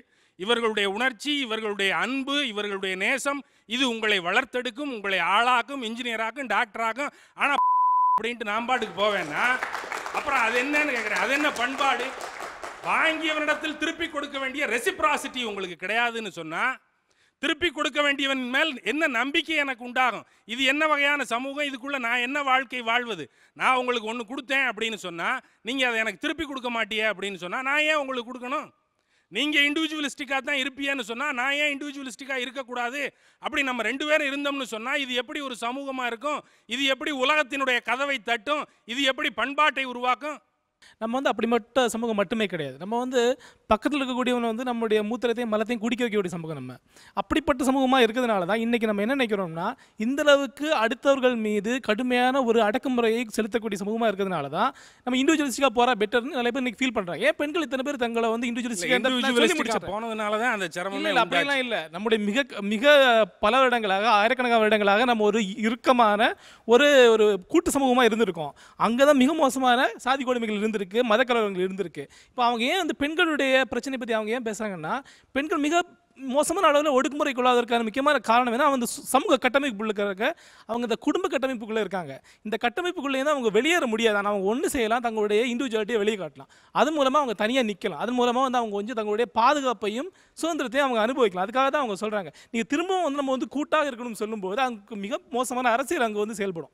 யாரோ ஒருத்தர் மேலே அதிகாரத்தை செலுத்துவதற்காக. ஏன்னா கூட்டாக யாருமே இருக்கிறது இல்லை. ஏன்னா கூட்டாக இருக்கும்போது மேலே ஒருத்தர் இருக்கான், நீங்கள் எல்லாம் கூட்டாக இருங்க, ஆனால் எனக்கு மேலே ஒருத்தர் இருப்பா அப்படிங்கிறதா நம்மளுடைய சமூகத்தில் இருக்கக்கூடிய ஒரு பிரச்சனை. அது கூட்டாக இருக்கிறது, இந்த சமூகம் வந்து ஒற்றையாக இருக்க வேண்டும், இதன் மேல் ஒரு சமூக அதிகாரம் இருக்க வேண்டும், அது மற்றவர்கள் மேல் எப்போதும் செலுத்தப்பட்டு கொண்டே இருக்க வேண்டும் அப்படிங்கிறதெல்லாம் இல்லை கேள்வி.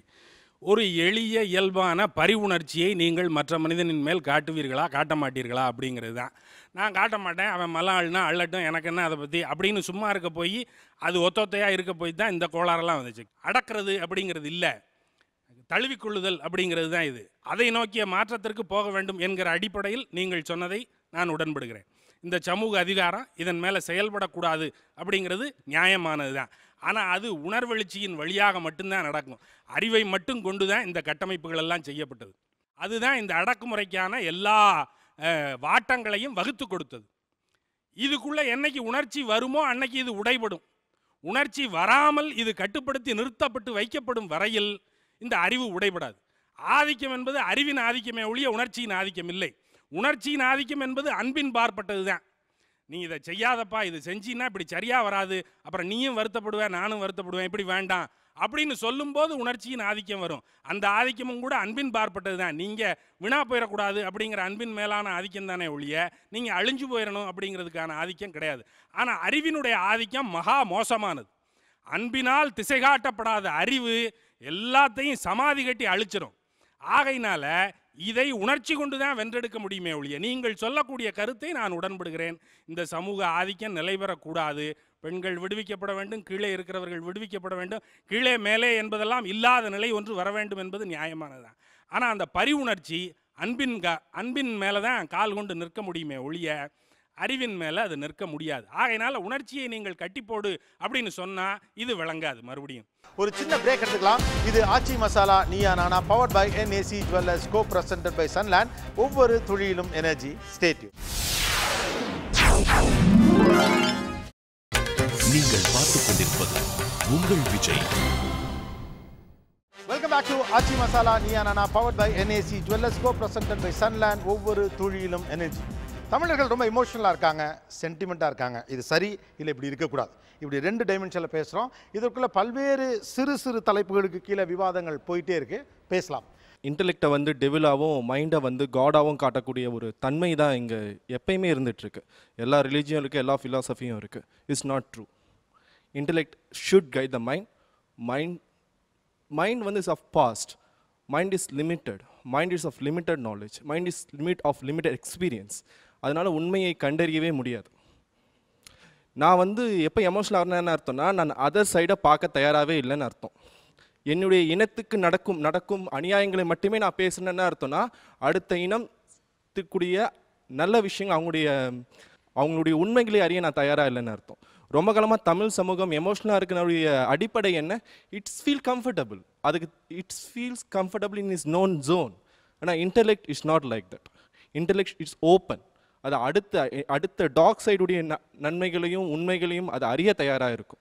எனக்கு இது ஒரு ஸ்டீரியோ டைப்பிங் போல தோணுது. அதாவது தமிழ் சமூகத்தின் மீது வந்து தொடர்ந்து முன்வைக்கக்கூடிய ஒரு குற்றச்சாட்டு போல தான் இது வந்து எனக்கு தோணுது. 20ஆம் நூற்றாண்டு முழுக்க எந்த ஒரு 3ஆம் உலக நாட்டை விட தமிழ் சமூகம் புதிய விஷயங்களை ஏற்றுக்கொள்வதிலோ அல்லது மற்ற விஷயங்களோட இணைந்து போவதிலோ இசைந்து போவதிலோ பின்தங்கினதாக எனக்கு தெரியல. இப்போ ஒரு காலத்தில் வந்து வட இந்தியாவுக்கு எதிரான ஒரு பெரிய மனநிலை தமிழ்நாட்டில் இருந்தது. பிறகு அது இல்லாமல் போச்சு. 2009 அவ்வளோ இனப்படுகொலை நடந்தபோது என்ன உணர்ச்சி நாம் காட்டிட்டோம்? வாயை மூடிக்கிட்டு மௌனமாக தான் இருந்தோம். எல்லாத்தையும் வந்து மனசுக்குள்ளே பூட்டி இருந்தேமே ஒழிய வெடிச்சு ஒன்றும் இந்த சமூகம் சிதறலை. எதுக்காக அந்த முடிவு? ஒரு ரொம்ப சிம்பிளுங்க. 2000 வருஷத்துக்கு முன்னாடி அறிவினால் ஆவது என்கோல் பிரிதின் நோய் தன்னோய் போல் போற்றா கடை. உன் அறிவால் என்ன பிரயோஜனம்? இன்னொருத்தனுடைய வழியை உன் வழியாக நீ புரிஞ்சிக்கலனா அதான் எம்பத்திங்கிறது. அவன் பிரச்சனையை உன் பிரச்சனையா, அவன் நோயை உன் நோயாக நீ புரிஞ்சிக்கலாம், உன் அறிவால் என்ன பிரயோஜனம்னு கேட்டோம். அந்த அறிவுங்கிறது ஒரு டூல். அந்த அறிவு எனக்கு வேணும். நான் இன்டெலெக்சுவலாக 2000 வருஷமாக இது இன்டெலெக்சுவல் சொசைட்டிங்க. கிபி 2000 ஆசியாவில் மிகப்பெரிய டவர் வந்து கோலாலம்பூரில் இருக்குன்னு சொன்னால் கிபி 1000 தஞ்சாவூரில் இருந்தது. இல்லைன்னு சொல்ல முடியாது. நமக்கு அவ்வளவு அறிவு மரபு இருந்தது. நமக்கு என்ன அறிவு மரபு இல்லை? அந்தந்த காலகட்டத்தில் இருந்தது. மேலே எழுந்திருக்கிறோம், கீழே விழுந்திருக்கிறோம், எல்லா துறைகள்லையும் நமக்கு அறிவுகள் இருக்குது. அப்படி இருந்தும் கூட நமக்கு உரிமை இல்லை நமக்கு வந்து இந்த சமூகத்துக்கு பாதுகாப்பு இல்லைன்னு வரும்போது அந்த இடத்துல உணர்வு பூர்வமாக நம்ம யோசிக்க வேண்டியிருக்கு. அறிவையும் உணர்வையும் எதிர்நிலையில் நிறுத்தி தமிழை சென்டிமெண்டல் ஃபூல், அவன் சென்டிமெண்டல் இடியட், அவன் உணர்ச்சி வசப்படுவான் வந்து இப்படியெல்லாம் சொல்லி அறிவுக்கும் அவனுக்கும் சம்பந்தம் இல்லாதவனை போல காட்டக்கூடிய ஒரு அரசியல் என்பது, நான் உங்களை தனிப்பட்ட முறையில் சொல்லலை, அப்படி ஒரு அரசியல் என்பது மீண்டும் மீண்டும் மீண்டும் இங்கே கட்டமைக்கப்பட்டிருக்கிறது. தமிழ் சமூகம் ஒன்றும் முட்டாள் சமூகம் கிடையாது. தனி மனிதனோ சமூகமோ அதில் முட்டாள்தனமும் இருக்கும், புச்சாலித்தனமும் இருக்கும். ஒட்டுமொத்தமாக தமிழ் சமூகத்தை வெறும் சென்டிமெண்டல் சமூகமாக காட்டுவதற்கு பின்னால் மிக மோசமான ஒரு அரசியல் இருப்பதாக நான் பார்க்கிறேன். எதற்கு வந்து நம்ம மரியாதை கொடுக்குறோம் அப்படின்றது தான் தமிழ் சமூகம் வந்து தன்னை தொலைக்குது அப்படின்னு நினைக்கிறேன். இங்கே இன்டெலெக்சுவல் இருக்குது, ஆனால் நம்ம அதை வந்து நமக்கு நாமே வந்து அதை அக்செப்ட் பண்ணிக்க ரெடியாக இல்லைன்னு தான் நான் சொல்ல வரேன். உதாரணத்தோட சொன்னீங்களா கொஞ்சம் புரிஞ்சுக்கலாம். சரி, எனக்கு அதுதான் புரியுது. நான் அந்த இது எடிட் பண்ணாலும் பண்ணிக்கிட்டோம், நான் நேரடியாகவே அந்த விஷயத்தை சொல்லிடுறேன். நீங்கள் அந்த விஷயத்தை இணைப்படுக்குள்ளே எமோஷனலாக பார்த்து பார்த்து பார்த்து பார்த்து என்ன தான் நடந்தது அந்த தமிழர்களுக்கு அங்கே, நம்ம எதுவுமே அவங்களுக்கு செய்யவே இல்லை. நீங்கள் வெடித்து எழ வேண்டிய அவசியம்லாம் ஒன்றும் இல்லை. இதை வந்து நீங்கள் ஒரு உலக லெவலில் வந்து நீங்கள் இந்த ஒரு உரையாடலாக நீங்கள் மாற்ற தவறிட்டீங்க. ரெண்டாவது, நாம் என்ன செஞ்சிட்டோம் அப்படின்னா, என்ன செய்யறதுக்கான அதிகாரம் இருக்குது, என்ன நம்மளால் பண்ண முடியும். குரலை எழுப்புவதே பல சமயங்களில் பெரிய விஷயமா இருக்குது. இதெல்லாம் செய்யக்கூடாதுன்னு சொல்லிட்டு யாருமே நினைக்கல. சர்வதேச அரங்களை வந்து இது பேசலையா? எம்ஜிஆர் காலத்தில் ஐநா சபையில் போயிட்டு வந்து பண்டூரி ராமசாமி பேசிட்டு வந்தார் 84, 85. ஆனால் நம்ம இதுக்கு மேலே செய்யறதுக்கான சில சாதனங்களை உருவாக்கிக்கல, சில அறிவு ரீதியான செயல்பாடுகளை உருவாக்கிக்கலங்கிறது உங்கள் குற்றச்சாட்டாக தான் நான் ஒத்துக்குவேன். ஆனால் இந்த சமூகம் அதெல்லாம் செய்யலன்னெலாம் கிடையாது. அப்போ வந்து ஒரு கையறு நிலையில் வந்து இந்த சமூகம் இருக்கிறதுங்கிறது வருத்தப்படிய ஒரு விஷயம். அதன் பிறகு தான் வந்து அதை பற்றி என்ன செய்யலாம் ஏது செய்யலாங்கிறத இந்த சமூகம் சிந்திக்குது, போராடுது. அறிவு அப்படிங்கிற ஒரு விஷயத்தை மட்டும் வச்சு பார்த்து ஏதோ டிப்ளமேட்டிக் சர்க்கிளில் பேசுகிற விஷயம் கிடையாது. தெருவில் நின்று சண்டை போட வேண்டிய அரசியல், இல்லைனா யாரும் காது கொடுத்து கேட்க மாட்டாங்க. ஆனால் இந்த குற்றச்சாட்டை நான் பல காலமாக கேட்டுக்கொண்டிருக்கிறேன். நீ என்ன பண்ணிட்ட ஈழ தமிழுக்கு, நீ வந்து அதிகபட்சம் குரல் தான் கொடுத்த அப்படின்னா தமிழ்நாட்டிலேருந்து அதிகபட்சம் அதுதான் செய்ய முடியும், அதற்கு மேலே செய்யக்கூடாதுன்னு நான் சொல்ல மாட்டேன். ஆனால் இன்றைய சூழல் வந்து அது தெருவில் இறங்கி போராடக்கூடிய உணர்ச்சிகர குரல் இருக்குது பார்த்தீங்களா, அது மட்டுமே போதாதுன்னு சொன்னால் ஒத்துக்குவேன். ஆனால் அந்த குரலை வந்து குறை சொல்லக்கூடிய அரசியல் தான் நான் ஒத்துக்கலை, வேற ஒன்றும் கிடையாது. சார், இந்த சமூக அரசியல் சொன்னதுனால நான் சொல்கிறேன், நம்ம ஊரில் வந்து நீங்கள் பார்த்தீங்கன்னா பல பிரச்சனைகள் இருக்குது, சமூக பிரச்சனைகள், ஏகப்பட்ட பிரச்சனைகள் இருக்குது. எது பற்றி செய்தி வந்தாலும் நம்ம வந்து கவலைப்படவே மாட்டோம். நீங்கள் பாருங்கள், கற்பழிப்பு பிரச்சனை வரும்போது பாருங்கள், இந்தியா முழுக்க வந்து கொந்தளிக்கிறாங்க. சரியா? இந்த மாதிரி ஒரு சில பிரச்சனைகள் மட்டும்தான். அப்போ எனக்கு தொடர்ச்சியாக எப்போவுமே தோணிக்கிட்டு இருக்கும், தமிழ்நாட்டிலையோ இந்தியாவிலையும் சரி ஏதோ 1-2 பிரச்சனைகள். ஒன்று வந்து செக்ஸ் சம்மந்தப்பட்டதாக இருக்கணும், ஒரு மத படுகொலை நடக்கலாம், இல்லாட்டி வந்து ஒரு பெண் கற்பழிக்கப்படலாம். இது ரெண்டுமே முக்கியமான பிரச்சனைகள் தான், இல்லைன்னு சொல்ல. ஆனால் அதை தாண்டி மிகப்பெரிய அளவில் வந்து ஒரு 1000 பேர் தற்கொலை பண்ணி, ஒரு 1000 பேர் வந்து சாப்பிட வழி இல்லாமல் தற்கொலை பண்ணால் கூட நம்ம அது கவலைப்படவே மாட்டோம். இப்படி இருக்கிறதுனாலே மீடியா நம்ம நல்லா பயன்படுத்திக்கிறாங்க. இந்த மாதிரி விஷயம் வந்து தொடர்ச்சியாக வந்து எங்கெல்லாம் கற்பழிப்புகள் நடக்குதோ அதெல்லாம் வந்து கவரேஜ் பண்ணுவாங்க. ஒரு வாரம் பார்த்தீங்கன்னா அந்த நியூஸ் வந்துக்கிட்டே இருக்கும். நம்ம உணர்ச்சி வசப்படுவோம், போராட்டங்கள் நடத்துவோம், அது அப்படியே முடிஞ்சு போயிடும். அப்போ இப்படி நம்ம வந்து முழுக்க உணர்ச்சி சார்ந்து மட்டுமே ரியாக்ட் பண்ணுறதோடைய ஒரு விளைவு என்ன அப்படின்னா, கண்ணு முன்னாடி இருக்கிற பல அரசியல் நம்ம பார்க்கறது வர்றோம். ஒன்று, பல முக்கியமான சமூக பிரச்சனைகள் கண்ணு முன்னாடி நடக்கிறது வந்து நம்ம கவனிக்காமல் போயிட்டே இருக்கும். இது வந்து இந்த மாதிரி ரொம்ப சென்டிமெண்ட்லாம் பொலிட்டிக்ஸை பார்க்கறதுடைய இன்னொரு பெரிய ஒரு ஃப்ளா அது. மறுபடியும் செந்தில் நான் சொல்கிறதே சொல்கிறேன், அவர் சொன்னதே என்னென்னா, நம்ம செலக்டிவாக உணர்ச்சி வசப்படுறோம் இல்லையா? செலக்டிவாக உணர்ச்சி வசப்படுறோம், குறிப்பிட்ட சில விஷயங்கள் உணர்ச்சி வசப்படுறோம். அந்த எது இப்போ ஏன் வந்து இந்த மாதிரியான ஒரு பெரிய விஷயம் நடக்கும்போது நம்மளால் வந்து அந்த உணர்வு, அப்போது அதே வந்து ஒரு பஸ்ஸில் சாதாரணமாக நம்ம சீட்டில் ஒருத்தன் தள்ளி உட்காந்து அவனை பிடிச்சி அடிக்கிற அளவுக்கு நம்ம போகிறோம். அப்போ எங்கெல்லாம் நுட்பமாக நம்மளுடைய அகங்காரம் சீண்டப்படுதோ, பாதிக்கப்படுதோ, அங்கெல்லாம் தான் நம்ம ஓவராக உணர்ச்சி வசப்படுறோம். நமக்குள்ளே இருக்கக்கூடிய இன்செக்யூரிட்டியை, உள்ளே இருக்கக்கூடிய நம்மளுடைய ஆற்றாமையை, வளர்க்கப்பட்ட சூழ்நிலையில் இருக்கக்கூடிய ஒரு பொறுப்பேற்கும் தன்மை இல்லாதது, எதுக்குமே தானே பொறுப்பேற்கும் தன்மை இல்லாதவங்களாக வளர்ந்தது, இந்த மாதிரி ஏதோ ஒரு சில காரணங்கள்னால தான் நம்ம வந்து செலக்டிவாக நுட்பமாக நம்மளை வந்து பர்சனலாக என்னென்ன பாதிக்குதோ அதுக்கு மட்டும்தான் நம்ம ரியாக்ட் பண்ணுறோம். ஸோ வந்து பொதுவான ஒரு அறச்சீற்றமோ பொதுவான ஒரு நியாயத்துக்கான இதுவோ இன்னைக்கு இல்லை. அதான் நான் சொல்ல வரேன். செல்லா, தனித்து சிந்திப்பது என்பது வந்து நண்பர்கிட்ட சொல்லிக்கிறேன், அதுக்கு வந்து ஒரு மிகப்பெரிய தைரியம் வேணும். ஒரு புத்தர் மாதிரியோ ஒரு மகாவீரர் மாதிரியோ இப்போ நம்மெல்லாம் 10 பேர் சேர்ந்து ஒன்று சிந்திக்க முடியும் அப்படின்னு சொல்ல முடியாது. அதாவது ஒரு லைஃப்பில் வந்து ஒரு சொசைட்டியில் பேட்டர்ன்ஸ் பார்த்தீங்கன்னு வச்சுங்களேன், அப்போது நீங்கள் சொல்கிற எல்லாமே வரும். அதாவது அந்த சென்டிமெண்டல் வேல்யூஸ் வரும். இன்றைக்கி கருப்பு சட்டை போட்டிருக்கே இது நடக்குது, நாளைக்கு மறுபடியும் நடக்குது, 3வது தடவை நடக்குது. இதே மாதிரி ஒரு செட் ஆஃப் டாஸ்க் மட்டும்தான் இந்த உலகத்தில் இருக்குது. அப்படிங்கிறப்போ அவர் சொன்ன மாதிரி பழைய சமுதாயத்தினுடைய தீர்வுகள் இன்றைய சமுதாயத்திற்கு செல்லுபடியாகும். ஆனால் இன்று நம்ம இருக்கிறது வந்து உலகளாவிய சமுதாயம், இந்த ஆரம்பத்தில் நம்ம சொன்னப்போ. So it's a very fluid and dynamic. ஒரு இணையதளத்தை எடுத்துக்கிட்டால் கூட அந்த காலத்தில் நான் என்னுடைய இணையதளத்தை போடுவேன், இணையத்தில் நான் என்னுடைய கருத்துக்களை வைப்பேன்.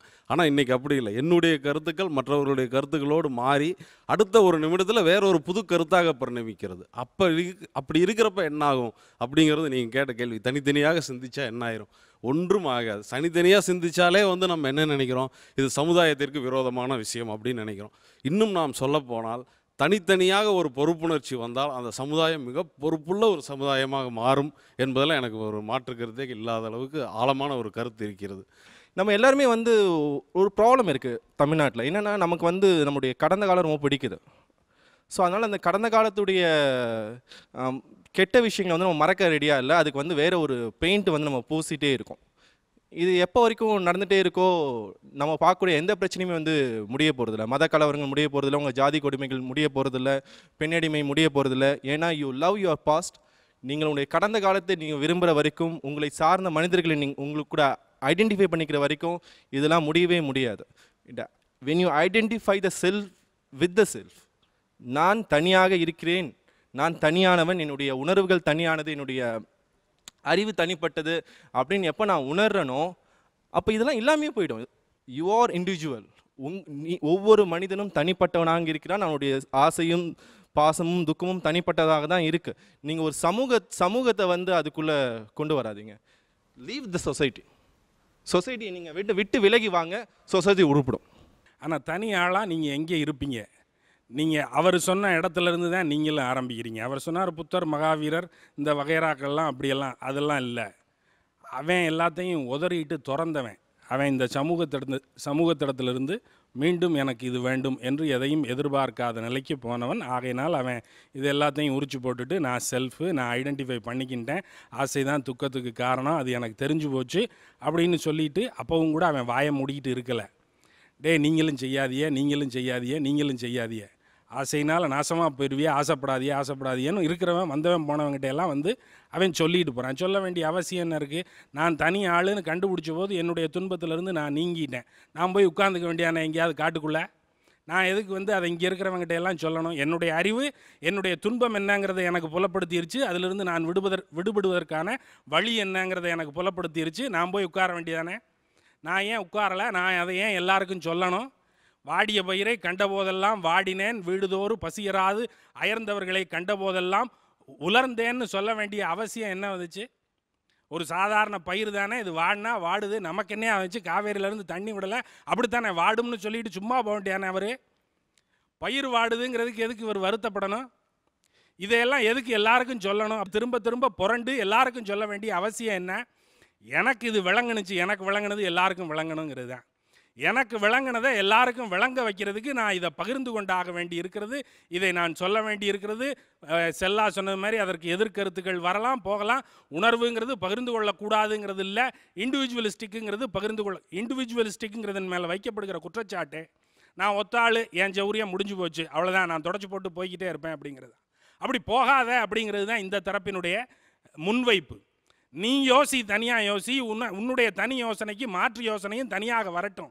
இந்த யோசனைகளெல்லாம் ஒன்றோடு ஒன்று உரழ்ந்து புதியதொரு கருத்தும் உருவாகட்டும், அதில் ஒரு இயங்கியல் நடக்கட்டும். ஆனால் இது சமூகத்தின் மேலான பரிவின் மேலே இந்த விவாதம் நடக்கணும்.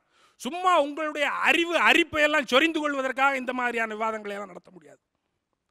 இதனால கீழே இருக்கிறவனுக்கு என்ன பயன், கடையனுக்கு இதனால கிடைக்க போகிற கடைத்தேற்றம் என்ன அப்படிங்கிற கேள்வியின் மேலே இந்த விவாதம் நடக்குமானால் அது இண்டிவிஜுவலிஸ்டாக இருக்கட்டும், இல்லை உணர்ச்சி சார்ந்ததாக இருக்கட்டும், என்ன விளக்கண்ணையாக வேணாலும் இருக்கட்டும், கீழே இருக்கிறவனுக்கு இதனால் ஒரு பயன் உண்டாகும் என்றால் அது எப்படியாக இருந்தாலும் சரி அது பரிவின் பார்ப்பட்டதாக மட்டும்தான் இருக்கும். மிக கூரிய அறிவை கொண்டு இது சாதிக்கப்பட்டாலும் அந்த அறிவு எல்லாருக்கும் அந்த நன்மையை தருவது எப்போதென்றால் அது பரிவின் மேல் நிகழும் போது மட்டும்தான். சமுதாயத்திலிருந்து விலகி போகிறதுனா நீங்கள் சொன்ன மாதிரி விலகி போகல, யாருமே விலகி போகவில்லை. அதாவது காய்தல் உவத்தல் அகற்றி ஆய்தல் அறிவுடையார் கண்ணதேன்னு வள்ளுவர் சொன்ன மாதிரி அவர் கொஞ்சம் சமுதாயத்திலேருந்து கொஞ்சம் அதை டெம்பரரி ஃபினாமினாவை தான் நான் பார்க்குறேன். மகாவீரரோ புத்தரோ காட்டுக்குள்ளே போயிட்டு யானை அடைஞ்சிட்டு அப்படின்னு சொல்லிட்டு அப்படியே போய் இருக்கல. அவங்க மறுபடியும் திரும்பி சமுதாயத்திற்கு வந்திருக்கிறார்கள்.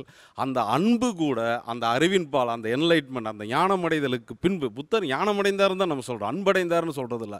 இது ஃபிலாசபிக்கலாகவும் நிறைய பேர் பேசுகிறாங்க, ரியாலிட்டிக்குள்ளேருந்தும் நிறைய பேர் பேசுகிறாங்க, இன்றைக்கி இருக்கக்கூடிய கான்டெம்பரரி லைஃப் ஸ்டைலுக்குலேருந்தும் சில கருத்துக்களை இங்கே பார்க்க முடியுது. தொடர்ந்து பேசலாம் ஒரு சிறிய இடைவெளிக்கு பிறகு. இது ஆச்சி masala Neeya Naana, powered by NAC jewellers, co-presented by Sunland. ஒவ்வொரு தொழிலும் எனர்ஜி. Stay tune. நீங்கள் பார்த்துக் கொண்டிருப்பது உங்கள் Vijay. Welcome back to Aachi masala Neeya Naana, powered by NAC jewellers, co-presented by Sunland. ஒவ்வொரு தொழிலும் எனர்ஜி. இன்றைக்கி தெரிந்தோ தெரியாமலோ அல்லது விரும்பியோ விரும்பாமலோ ஏதோ ஒரு கட்டத்தில் நகரங்களில், இன்னும் உங்களோட சின்ன ஊர்களில் கூட எப்படி ஆகிடுச்சுன்னா, நான் என் கார், என் குடும்பம், நான் பாட்டுக்கு நான் உண்டு, என் வேலை உண்டு அப்படின்னு இருக்கணுங்கிற, இண்டிவிஜுவலிஸ்டிக்காக இருக்கணுங்கிற எண்ணத்தை உங்களுக்கு எது ட்ரிகர் பண்ணுச்சு, அல்லது எந்த தாக்கத்தில் அந்த முடிவுக்கு நீங்கள் வந்தீங்க? Maybe it's because of the fast moving world. ரொம்ப காம்படிட்டிவ் வேர்ல்டாக இருக்கிறதுனால ஈவன் கூட பிறந்தவங்களே வந்து பணக்கார, நீ பணக்கார, நான் பணக்கார, ஏழைன்ற ஒரு இது வந்துடுது. அதனால அப்படி இருக்கும்போது மூணாம் மனுஷங்களோட பணத்தையும் இதையும் ஷேர் பண்ணுற அளவுக்கு யாருக்குமே அந்த மென்டாலிட்டி இல்லை. ஓகே, ஸோ சோஷியல் என்னுடைய முன்னேற்றம் நான் தான், என் குடும்ப முன்னேற்றம்ன்ற செல்ஃபிஷ்னஸ் மாதிரி வந்துடுது இது. ஓகே, பின்னால் நம்ம சமுதாயம் இருக்குன்னு வச்சுங்க. சமுதாயத்தில் வந்து நம்ம ஏழ்மையாக இருக்கும்பொழுது நம்ம சமுதாயம் வந்து நமக்கு உதவி பண்ணியிருக்காரு. அதே நாம் ஒரு கொஞ்சம் செல்வந்தராக இருக்கும் பொழுது நம்ம சமுதாயம் நம்மளை தேடி வருது. வரும் பொழுது நம்மளோட இண்டிவிஜுவாலிட்டி அங்கே போயிடுது. அவங்க வந்து அடிக்கடி உதவி பண்ணிட்டு நமக்கு வந்து தொந்தரவும் கொடுத்துட்ருக்காங்க.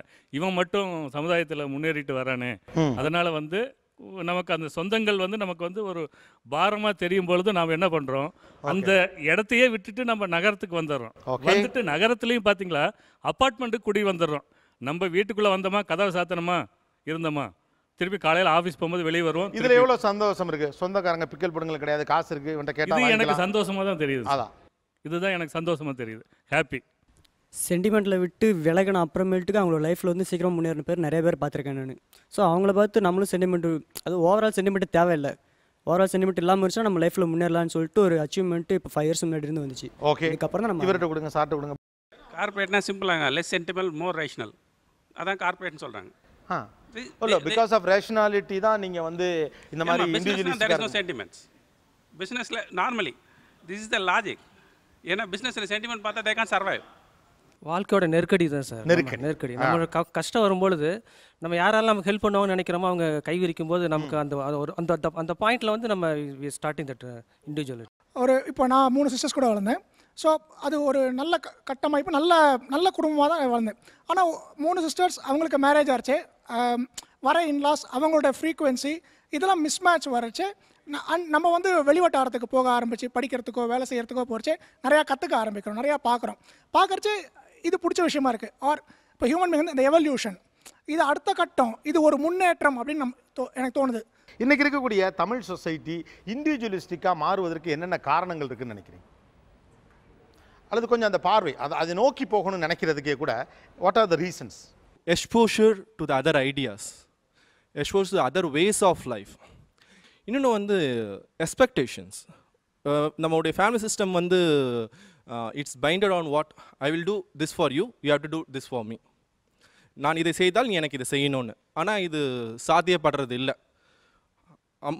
பையன் வந்து அம்மாவை பார்த்துக்கணுன்ற எக்ஸ்பெக்டேஷன் இருக்குது, அது நியாயம்னு எல்லாருக்குமே தெரியும். ஆனால் அது இந்த சூழ்நிலையிலே சாத்தியப்படாத போது நான் வந்து இண்டிவிஜுவலாக இருக்க புஷ் பண்ணப்படுறேன். இப்போ என்னுடைய பையனை நான் வந்து பெரிய ஸ்கூலில் சேர்க்கணுன்னா நான் பணம் நான் சேர்த்து வைக்கணும். என்னுடைய சொந்தக்காரங்க தருவாங்கன்னு எதிர்பார்க்க முடியாது. ஸோ அப்போ என்னுடைய சொந்தக்காரங்களுக்கு நான் பணம் தரவும் முடியாது.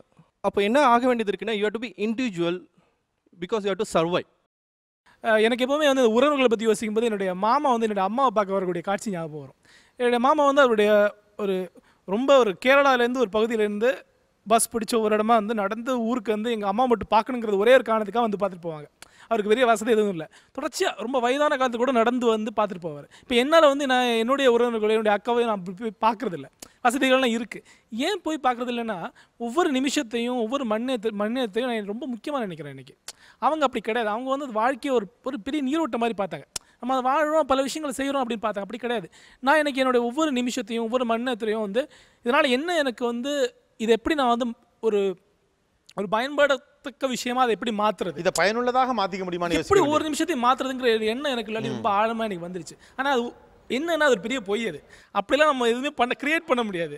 உங்களை அதை நோக்கி தான் இது எனக்கு ஒரு முக்கியமான காரணம். இதுக்காக தான் நம்ம வந்து இன்னைக்கு இந்த ஒரு வாழ்க்கையை நோக்கி வந்திருக்கோம். நமக்கு என்னன்னா ஒவ்வொரு நிமிஷத்தையும் பயனுள்ளதாக மாற்றணும், ஒவ்வொரு நாளையும் பயனுள்ளதாக மாற்றணும், சம்பாதிக்கணும், எதையாவது ஒன்று பெருசு பண்ணணும், பெரிய பெரிய ஆளாக வரணும்னு நினச்சிட்டே இருக்கும்.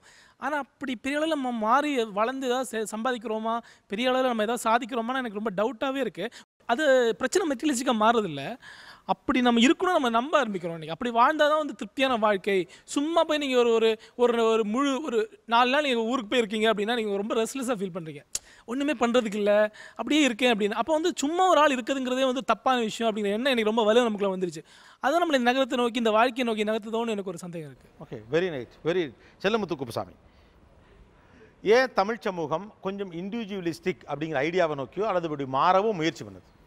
நான் என்ன நினைக்கிறேன்னா, நம்ம ஒரு 1991களுக்கு முன்னாடி வரைக்கும் நம்முடைய தமிழ் சமுதாயம் மட்டும் இல்லை, இந்தியாவில் இருக்கிற முக்கால்வாசி சமூகங்கள் ஒரு மாதிரி ஒத்திசைந்து மற்றவர்களோட சமரசம் செய்து வாழக்கூடிய ஒரு வாழ்க்கை வாழ்ந்தோம். இப்போ வந்து இந்த 1991க்கு அப்புறம் வந்து பொருளாதார மாற்றங்களினால் ஏற்பட்டு இருக்கக்கூடிய வாய்ப்புகள் நம்மளை தன்னிச்சையாக வாழ்வதற்கேற்ற சூழலை உண்டாக்கியிருக்குது. அதாவது வந்து எங்கள் ஊரில் ஒரு பைக் இருக்குன்னா அதை வந்து 2 ஃபேமிலி 3 ஃபேமிலி ஒன்றா யூஸ் பண்ணுவாங்க, ஓகே ரைட் அப்படிங்கிற மாதிரிலாம் இருந்திருக்கு. இப்போ வந்து நான் வந்து ஒரு மந்தில் ஒரு 1 or 2 டைம்ஸ் தான் என்னோட கார் ஓட்டும் அப்படின்னாலும் என் வீட்டில் ஒரு வண்டி இருக்கணும் அப்படிங்கிற நினைக்கிற நிலைமைக்கு நம்ம சும்மானாலும் நிற்கலாம். ஓகே, வியாபார மக்கள் வந்து ஓகே நம்மளோட ஆசையை தூண்டு. அது வந்து ஒரு மாதிரி எமோஷனல். நீங்கள் பார்த்தீங்கன்னா எல்லா மீடியா, விளம்பரம், வியாபாரம் எல்லாமே ஓகே உங்களோட எமோஷனல் அப்பீலை தூண்டுது. You don't have own house அப்படின்னு. ஓகே ஓகே அதன் பின்னால் இருக்கிற ஒரு எமோஷனல் இந்த தேவை சார்ந்த விருப்பங்களை இதெல்லாமே அப்படி ஒரு கிரியா ஊக்கி மாதிரி டெவலப் பண்ணிட்டே இருக்கு. ஓகே, ஸோ அது ஒரு முக்கியமான விஷயமா நான் பார்க்குறேன். அப்புறம் இன்னொரு விஷயம் வந்து நான் இதை சொல்கிறத வச்சு நீங்கள் ஒரு ஆணாதிக்கவாதியாக கூட கட்டமைக்கலாம். ஓகே இந்த மாதிரி இண்டிபெண்டாக சம்பாதிக்க ஆரம்பித்ததுக்கப்புறம் பெண்கள் பல காலமாக கூட்டு குடும்பங்களில் இருந்தவர்கள் நம்ம தன்னிச்சையாக வந்துடணும் அப்படிங்கிற ஒரு அழுத்தத்தை முக்கால்வாசி ஆண்கள் மேலே செலுத்துகிறாங்க. அப்புறம் இன்னொரு விஷயம் வந்து தமிழ் சென்டிமெண்டில் அம்மா சென்டிமெண்ட்டுக்கு அப்புறம் அதிகமாக பேசப்பட்டது தங்கச்சி சென்டிமெண்ட் தான். பட் இப்போல்லாம் வந்து அக்கா தங்கச்சிக்கு கல்யாணம் பண்ணும்போது ஓகே அவங்களுக்கு ஒரு 50 பவுன் போடுறேன்னா கல்யாணத்துக்கு முந்தின நாள் ஓகே ரைட் அப்பாவோட சொத்து எனக்கு வேணாம் அப்படின்னு சொல்லி அண்ணனுக்கு வந்து எழுதி கொடுத்துறோம். மெட்டீரியலிஸ்டிக்காக வந்து மாறிடுச்சு. ஆனால் நமக்கு ஏன் இமோஷனல் வாழ்க்கை அவசியம் நீங்கள் நினைக்கிறீங்க? இன்றும் கூட இமோஷனல் வாழ்க்கை அவசியம்தான் என்று நீங்கள் நினைப்பது என்ன காரணம்? சாப்பிட்ட கொடுங்க. இப்போ நான் வந்து 1.5 வயது ஆகும்போது அப்பா இறந்துட்டார். என்னுடைய தாத்தா வந்து எங்கள் அம்மாவையும் என்னையும் கூட்டிகிட்டு போய் வளர்த்து அவங்க கூலி வேலை செஞ்சவங்க தான். ஆனால் இன்றைக்கி படிக்க வச்சு என்னை ஒரு என்ஜினியராக உருவாக்கியிருக்காங்க அப்படின்னா அவங்க அந்த எங்கள் அம்மா அதாவது தன்னுடைய மகள் பேரை அந்த உறவுகளுக்கு மேலே வச்ச உணர்ச்சியின் அடிப்படையில் எடுத்த முடிவு தான் இன்றைக்கி நாங்கள் உட்காந்துருக்கிறதுக்கு காரணமே. ஓகே, உங்களுடைய சொந்த அனுபவம் உணர்வுகளோடு தான் இருக்கணும்னு உங்களை பழக்கிருக்குன்னு நினைக்கிறீங்க? ஆமாம். ஓகே, வேற என்ன காரணம்? தவறுகள் செய்யும்போது நம்ம சுட்டி காட்டுறதுக்கு ஆள் வேணும் சார். அது வந்து உறவுகளோட நம்ம சுற்றி வர சமுதாயத்தோட நம்ம எல்லாரும் ஒன்றா இருந்தால் மட்டும்தான் அந்த மாதிரி சுட்டி காட்டுவாங்க. இல்லை நம்ம இண்டிவிஜுவலாகவே இருந்துட்டு இருக்கிறோம், நீ யாரோ நான் யாரோ நம்ம இருந்துட்டு இருந்தோம்னா அவங்களும் நீ யாரோ நான் யாரோ நம்ம தப்பு பண்ணாலும் பார்த்துட்டு அவங்க பார்க்காம போயிடுவாங்க. ஒருவர் தாந்தோன்றித்தனமாக போய்விடுவதற்கு வாய்ப்பு இருக்கிறதுங்கிறீங்க. இது நம்மளோட உரிமைகளை வந்து விட்டு கொடுக்க மாட்டோம். அப்படின்னா உரிமைகள்னா இப்போ உறவுகளுக்குள்ள வந்து உரிமை இருக்குது. வேற யாராவது பிரச்சனை வரும்போது என்னோட உறவுக்கு நான் தான் கேட்பேன் அப்படின்னு ஒரு உரிமை. உரிமை விட்டு கொடுக்க மாட்டோம், ஒருத்தருக்கு ஒருத்தர் உறுதுணையாக இருக்க முடியும். எஸ், சென்டிமெண்ட்டாக இருப்பதுடைய பலம் என்ன? தமிழ் சமூகம் சென்டிமெண்ட்டாக இருப்பதன் பலம் என்ன? எந்த வகையில் என்றால் ஒரு குடும்பத்தில் இப்போ தலைவன் இல்லாத பொழுது ஒரு அவங்களுக்கு ஒரு 3 சிஸ்டர்ஸ் ஒரே பையன் இருக்கும் பொழுது அவரோட responsibility to shoulder the family. அப்போ ஒவ்வொருத்தரும் நம்ம தங்கையை முன்னேறணும், அண்ணங்களை அக்காவை முன்னேறணும் அப்படிங்கும் பொழுது அவருடைய ரெஸ்பான்சிபிலிட்டியானது இதுவாக இருக்குது. சூப்பர். அந்த இமோஷன் இருக்க போய் தான் அந்த ரெஸ்பான்சிபிலிட்டி அவன் எடுத்துக்கிறான். சென்டிமெண்ட் வந்து உறவுகளுக்கு ஒரு பாலமாக இருக்குது. அதாவது வந்து ஒரு கீழே வந்து ஒரு வருத்த கஷ்டம் துன்பம் ஏற்படும் போது அந்த உறவுகள் எப்படி இருந்தாலும் ஒருத்தர் வந்து தாங்கி பிடிப்பாங்க. அதாவது எல்லாருமே விட்டுட்டு போயிடுவாங்க நம்ம சொல்ல முடியாது. நமக்கு வந்து இப்போ அத்தை வீட்டில் வந்து ஆகாத இருப்பாங்க, திடீர்னு ஒரு கஷ்டம் அப்படின்னு சொன்ன உடனே ஐயோ என் அண்ணன் குழந்தை என் தம்பி குழந்தை நான் போய் பார்க்குறேன் அப்படின்னு சொல்லிட்டு ஓடி வந்து கண்டிப்பாக உதவுவாங்க. இன்றைக்கும் உதவுற கூட்டம் இருக்குது. இப்படி வாழ முடியாது. இப்படி நீங்கள் வாழ முயற்சி பண்ணும்போது நீங்கள் ஒரு ப்ரெஷரை வந்து உங்களுக்குள்ளேயே நீங்கள் வந்து கொண்டு வந்துக்கிறீங்க. அப்படி இல்லை, மனம் இருந்தால் மார்க்கம் உண்டு. தமிழ் சமூகம் ரொம்ப உணர்ச்சி வசப்பட்ட ஒரு சமூகம், உணர்வு கொந்தளிப்போடு இருக்கிறவர்கள் அப்படின்னு நீண்ட காலமாகவே பலராலும் சொல்லப்படுகிறது. இவங்கெல்லாம் ரொம்ப சென்டிமெண்டல் அப்படின்னு. ஆனால் இது நமக்கு பலமா அல்லது பலவீனமா? இன்றைய காலகட்டத்தில் அப்படி இருக்கலாமா? இல்லை இண்டிவிஜுவலிஸ்டிக்காக நான், என் வாழ்க்கை, என் சார்ந்த சிந்தனை அப்படின்னு ஒவ்வொருத்தரும் தனிப்பட்ட முறையில் வளர முயற்சிக்கணுமா? பேசலாம் ஒரு சிறிய இடைவேளைக்கு பிறகு. இது ஆச்சி masala Neeya Naana, powered by NAC jewellers, co presented by Sunland. ஒவ்வொரு தொழிலும் எனர்ஜி.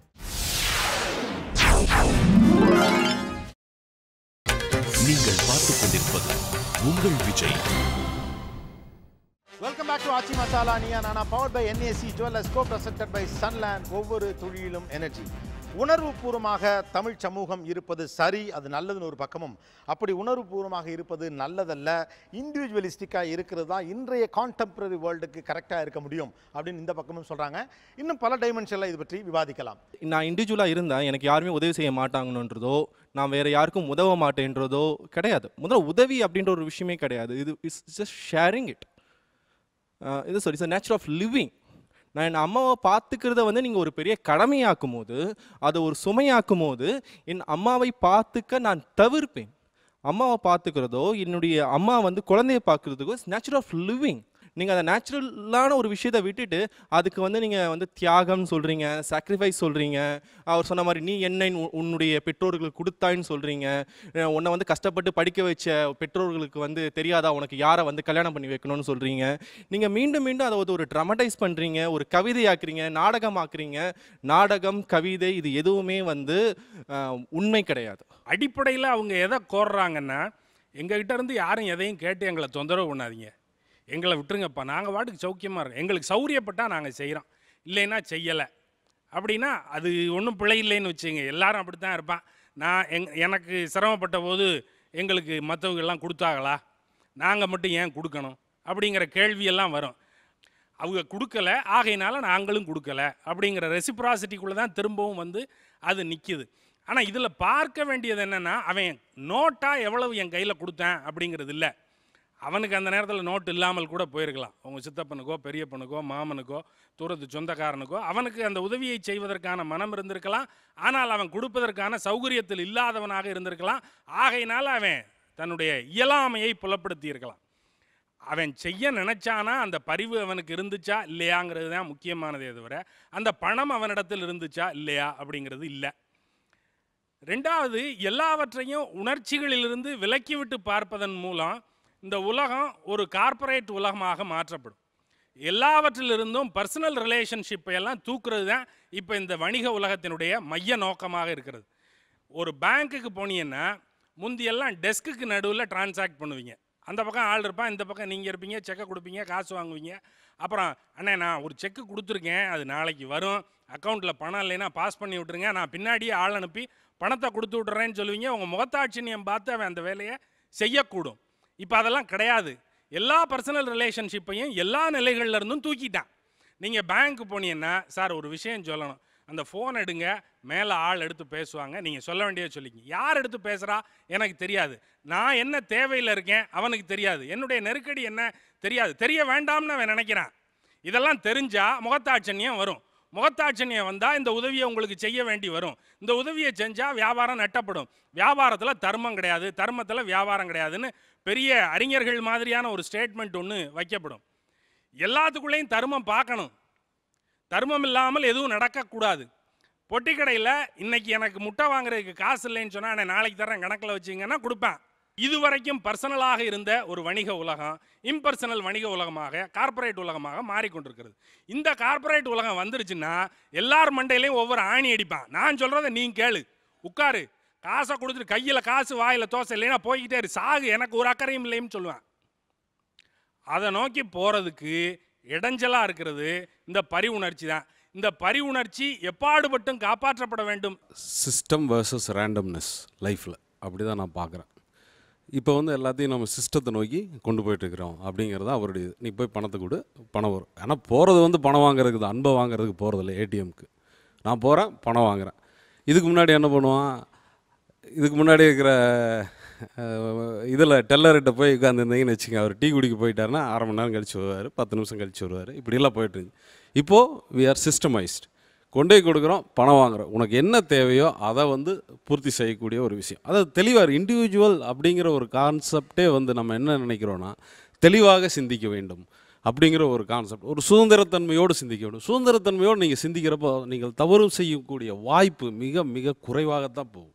நம்ம அப்படியே நெகட்டிவாகவே எல்லாத்தையுமே பார்க்க வேண்டிய ஒரு அவசியமே கிடையாது. அதில் வந்து ரேண்டம்னஸ், உங்களுக்கு தெரிஞ்சவர் இருந்தால் உடனே கொடுப்பாரு, தெரிஞ்சவர் இருந்தால் 4 லைனை ஓவர்டேக் பண்ணிட்டு உங்களுக்கு பணம் கொடுப்பாரு. இப்போ அதெல்லாம் இல்லை. இப்போ ஊழலுக்கு ஒரு மிகப்பெரிய ஒரு நோக்கம் வந்து எனக்கு தெரிஞ்சவர், இந்த பர்சனல் ரிலேஷன்ஷிப்னால தான் இந்தியா வந்து ஒரு மிகப்பெரிய ஒரு ஊழல் நாடாக இருக்கிறது. ஸோ இந்த சிஸ்டமே வந்து தப்பு, சிஸ்டமைசேஷன் தப்பு, மேன் மிஷின் இன்ட்ராக்ஷன் இருக்கிறது வந்து தவறு அப்படிங்கிறது வந்து சொல்கிறதுக்கு நல்லா இருக்கும். ஆனால் நம்ம எல்லாமே இன்றைக்கு கருவிகளோடு தான் பயணப்பட்டு கொண்டிருக்கிறோம். ஸோ இப்படி இருக்கிறப்ப நீங்கள் எல்லாத்தையும் தவிர்த்து விட முடியுமா என்பது என்னுடைய கேள்வி. இல்லை, தவிர்க்கவெல்லாம் சொல்லலை. தனி சலுகைகள் எனக்கு கொடுன்னு சொல்லலை. நான் போய் வரிசையில் நிற்க மாட்டேன், எனக்கு முதல்ல காசு கொடுன்னெல்லாம் கேட்கலை. என்னுடைய செல்வாக்கை பயன்படுத்திக்கணும்னெல்லாம் சொல்லலை. ஆனால் முகம் பார்க்க மறுத்தல் அப்படிங்கிறது என்ன அடிப்படைன்னு நான் கேட்குறேன். முகமே நான் பார்க்க மாட்டேன். பக்கத்தில் பொண்டாட்டி படுத்திருக்கா, அவள் என்ன சொன்னாங்க, உங்கள் அம்மா நீங்கள் வீட்டுக்கு போனீங்களே அவங்க என்ன சொன்னாங்க, என்ன பிரச்சனை அப்படின்னு கேட்குறா. இரு அப்படின்னு சொல்லிட்டு ஃபேஸ்புக்கில் இவன் சாட் பண்ணிக்கிட்டு இருப்பான். எங்கேயோ அமெரிக்காவில் நடு ராத்திரியில் தூங்கிக்கிட்டு இருக்கிறவனை எழுப்பி அவனோட இவன் பேச முடியும்.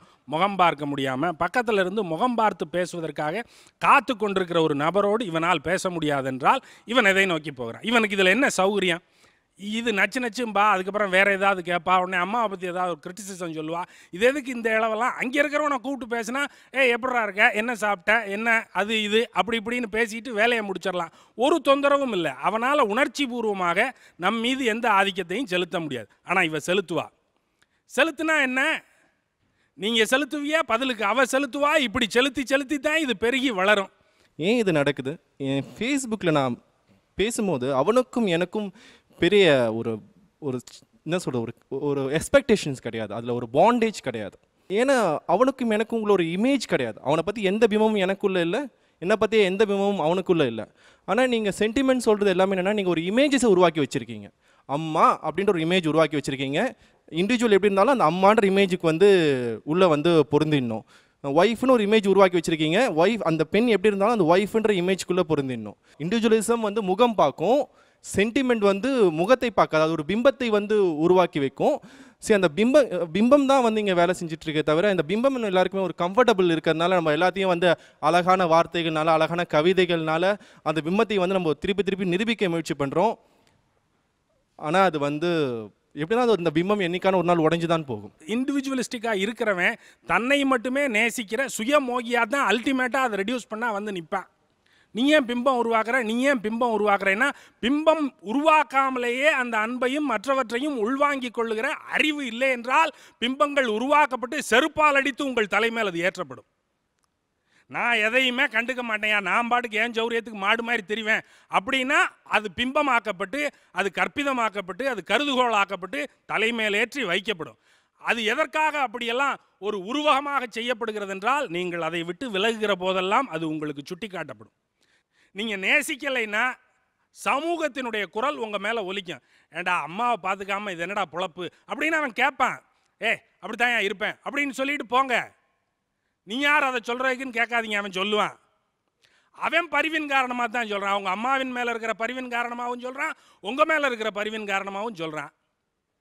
இதெல்லாம் பிம்பங்களின் கட்டமைப்பின் காரணமாகவே நடக்கிறதே ஒழிய தனித்தனியாக எல்லாரும் ஒத்தொத்தையாக அவன் சிந்தனையை பொத்தி வச்சுக்கிறதுனா இது நடந்திருக்காது. அன்பே சிவம்னு சொல்கிறத ஒரு தனியாள் தான் சிந்திச்சான். அதை எல்லாருக்கும் சொன்ன போது தான் இறை என்பதே அன்பு தான் அப்படிங்கிற இடத்துக்கு வந்து சேர்ந்துச்சது. இல்லைன்னா அவன் ஒருத்தன் சிந்தனையோடு அவன் பாட்டுக்கு திருமூலம் கோமணத்தை கட்டிக்கிட்டு போக வேண்டியதுதான். நேசிக்கிறது தான் கடவுள், நேசத்தில் கடவுள் வந்து நிற்பான், அன்பு தான் சிவம் அப்படின்னு சொன்ன போது தான் இது அப்போ நீங்கள் இதையும் சொல்லுவீங்க, இது ஒரு பிம்பம். அன்பு ஒரு பிம்பமாக இருப்பதனால் நான் அன்பு செலுத்த தயாராக இல்லை. அப்போ அன்பு என்னவாக இருந்தால் நீங்கள் அன்பு செலுத்துவீர்கள்? எப்படியாக வேண்டுமானாலும் வைத்துக் கொள்ளுங்கள், அன்பு செலுத்துங்கள் அப்படிங்கிறது தான். எப்பவுமே நான் சென்டிமெண்ட்டாக இருக்குன்னா அது என்ன அர்த்தம் தெரியுமா? நான் ஒரு கூட்டத்தோட, ஒரு குறிப்பிட்ட மக்களோட என்னை வந்து நான் இணைச்சிக்கிறேன். அப்போ வந்து ஒரு பெரிய கூட்டம் வந்து என்னிலேருந்து நான் ஐசோலேட் ஆகிறேன். எப்பவுமே sentiment what it do, it isolate people. It isolates as Indus, as Muslims, as Tamils, as male, as female. என் குடும்பம், என்னுடைய இதுன்னு எப்போ நீங்கள் வந்து இந்த பிம்பத்தெல்லாம் உடைக்கிறீங்களோ, as a individual you will have more friends. முரண்பாடு வருகிற போது நான் தமிழனாக இருக்க முடியும். முரண்பாடு வருகிற போது நான் இந்தியனாக என்னை அடையாளப்படுத்தி, நான் அடையாளம் தேடுவதெல்லாம் முரண்பாடுகள் வருகிற போது தான். முரண்பாடுகள் வராத போது நான் மனிதனாக இருக்கத்தான் விரும்புகிறேன், நான் உயிராக இருக்கத்தான் விரும்புகிறேன். ஜீவகாருண்யம் செலுத்துகிற உயிர்னு மனுஷன்னு கூட சொல்லலை, எல்லா உயிர்களின் மேலும் நேசம் செலுத்துகிற ஒரு இயல்பான மனிதனாக இருக்கத்தான் விரும்புகிறேன். சமூகத்தில் மிக முக்கியமாக பெரிய அளவில் சாதனை செய்த சமூக பங்களிப்பு செய்த தலைவர்களாகட்டும், ஆன்மீகவாதிகளாகட்டும், எல்லாருமே ஒரு இண்டிவிஜுவலிஸ்டிக்காக இருந்திருக்காங்க. அவங்க தங்களுக்கான ஒரு வாழ்க்கை முறையை உருவாக்கி, சிந்தனை முறையை உருவாக்கிட்டு அதுக்கப்புறம் அவங்க சமூகத்தோட ஒரு தொடர்பு கொடுத்துறாங்க. நீங்கள் பொத்தம்பதுவாக சொல்லக்கூடிய விஷயங்கள் எல்லாம் அவன் ஃபாலோ பண்ண மாட்டான். ஏன்னா அவன் கேள்வி கேட்பான், இது சரியா தவறா. ஏங்க நம்ம வந்து நம்முடைய மிக முக்கியமான ஒரு அரசியல் ஞானின்னு சொல்லக்கூடிய ஒரு தலைவர்னு சொல்லக்கூடிய பெரியார் வந்து ரொம்ப இண்டிவிஜுவலிஸ்டிக்கான தான். ஏன் அவர் இண்டிவிஜுவலிஸ்டிக்கான இருந்தாலும் அவர் காலகட்டத்தில் பேசின எல்லா விஷயத்தையும் மறுத்து பேசினார் அவர் இல்லையா? அப்போ மறுத்து பேசக்கூடிய ஆட்கள் எல்லாருமே வந்து ஏதோ விதத்தில் வந்து ரொம்ப தனித்துவம் கொண்ட ஆட்களாக இருக்காங்க. ஆனால் அவங்க அதே நேரத்தில் சமூகத்துக்கு பயன்படக்கூடிய ஆட்களாகவும் இருக்காங்க. பேசலாம் ஒரு சிறிய இடைவேளைக்கு பிறகு. இது ஆச்சி masala Neeya Naana, powered by NAC jewellers, co presented by Sunland. ஒவ்வொரு தொழிலும் எனர்ஜி.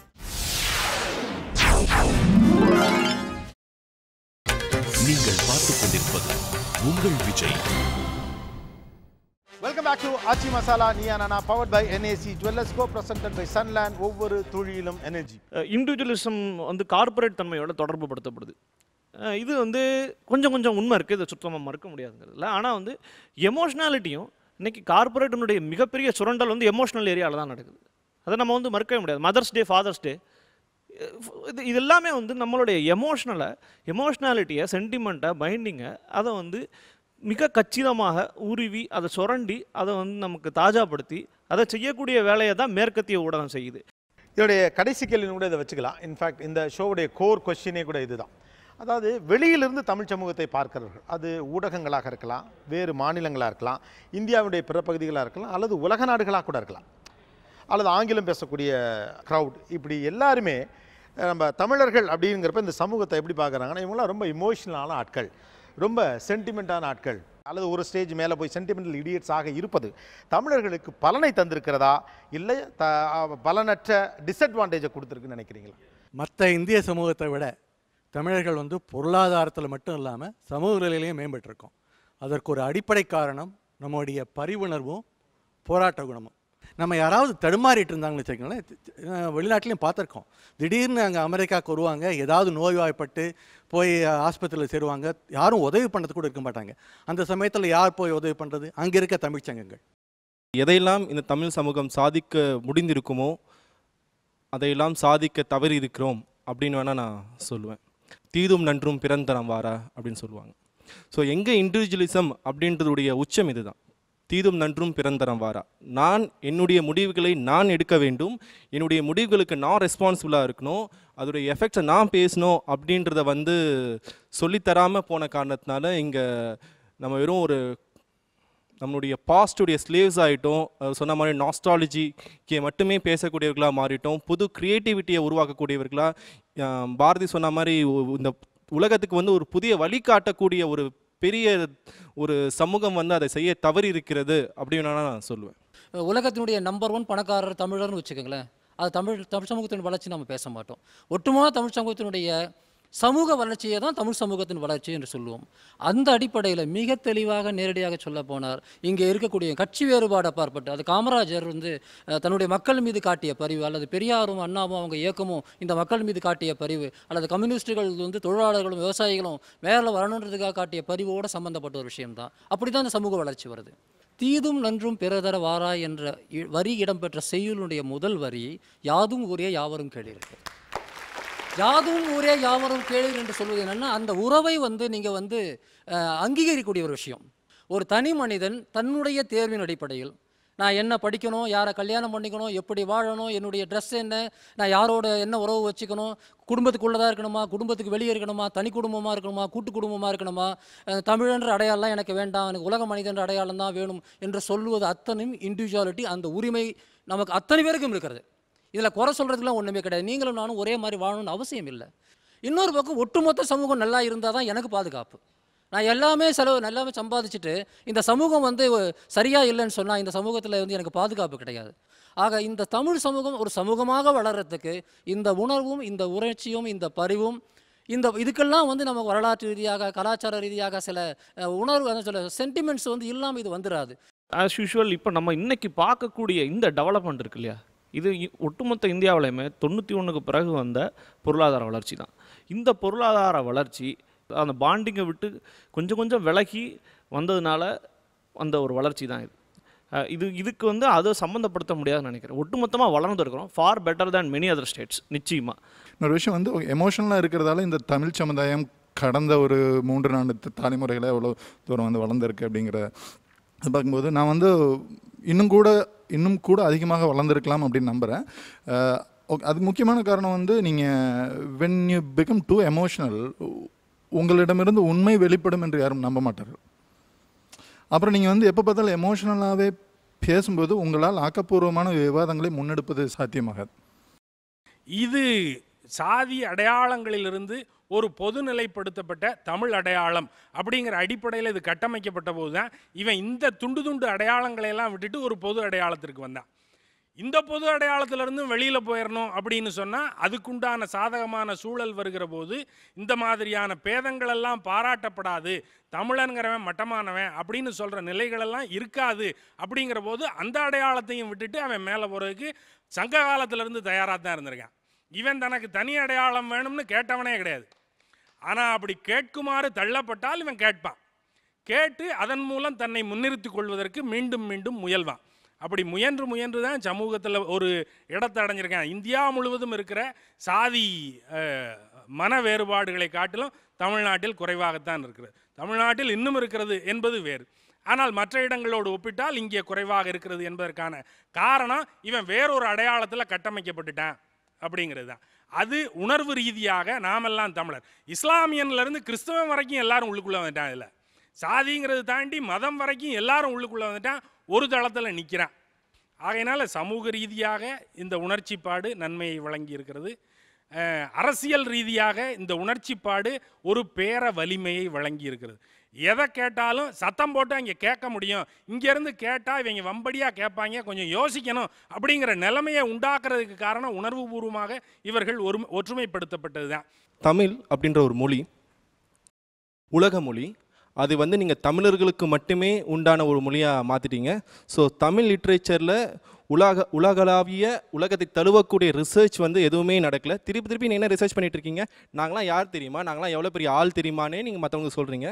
ஸோ அவர் சொன்ன மாதிரி தமிழ் மொழி எவ்வளோ வந்து சிறந்தது, அதில் எவ்வளோ விஷயம் இருக்குது அப்படின்றது வந்து உங்கள் பக்கத்து ஸ்டேட்காரனுக்கு கூட நீங்கள் புரிய வைக்க முடியாமல் போயிட்டீங்க. ஏன்னா நீங்கள் திருப்பியும் தமிழை ஒரு கடவுளாக மாற்றுறீங்க, தமிழை வந்து ஒரு உணர்ச்சிபூர்வ விஷயமாக மாற்றுறீங்க. ஸோ அந்த மொழி வந்து உண்டான மரியாதை வந்து அது கிடைக்காமலே வந்து போயிடுச்சு.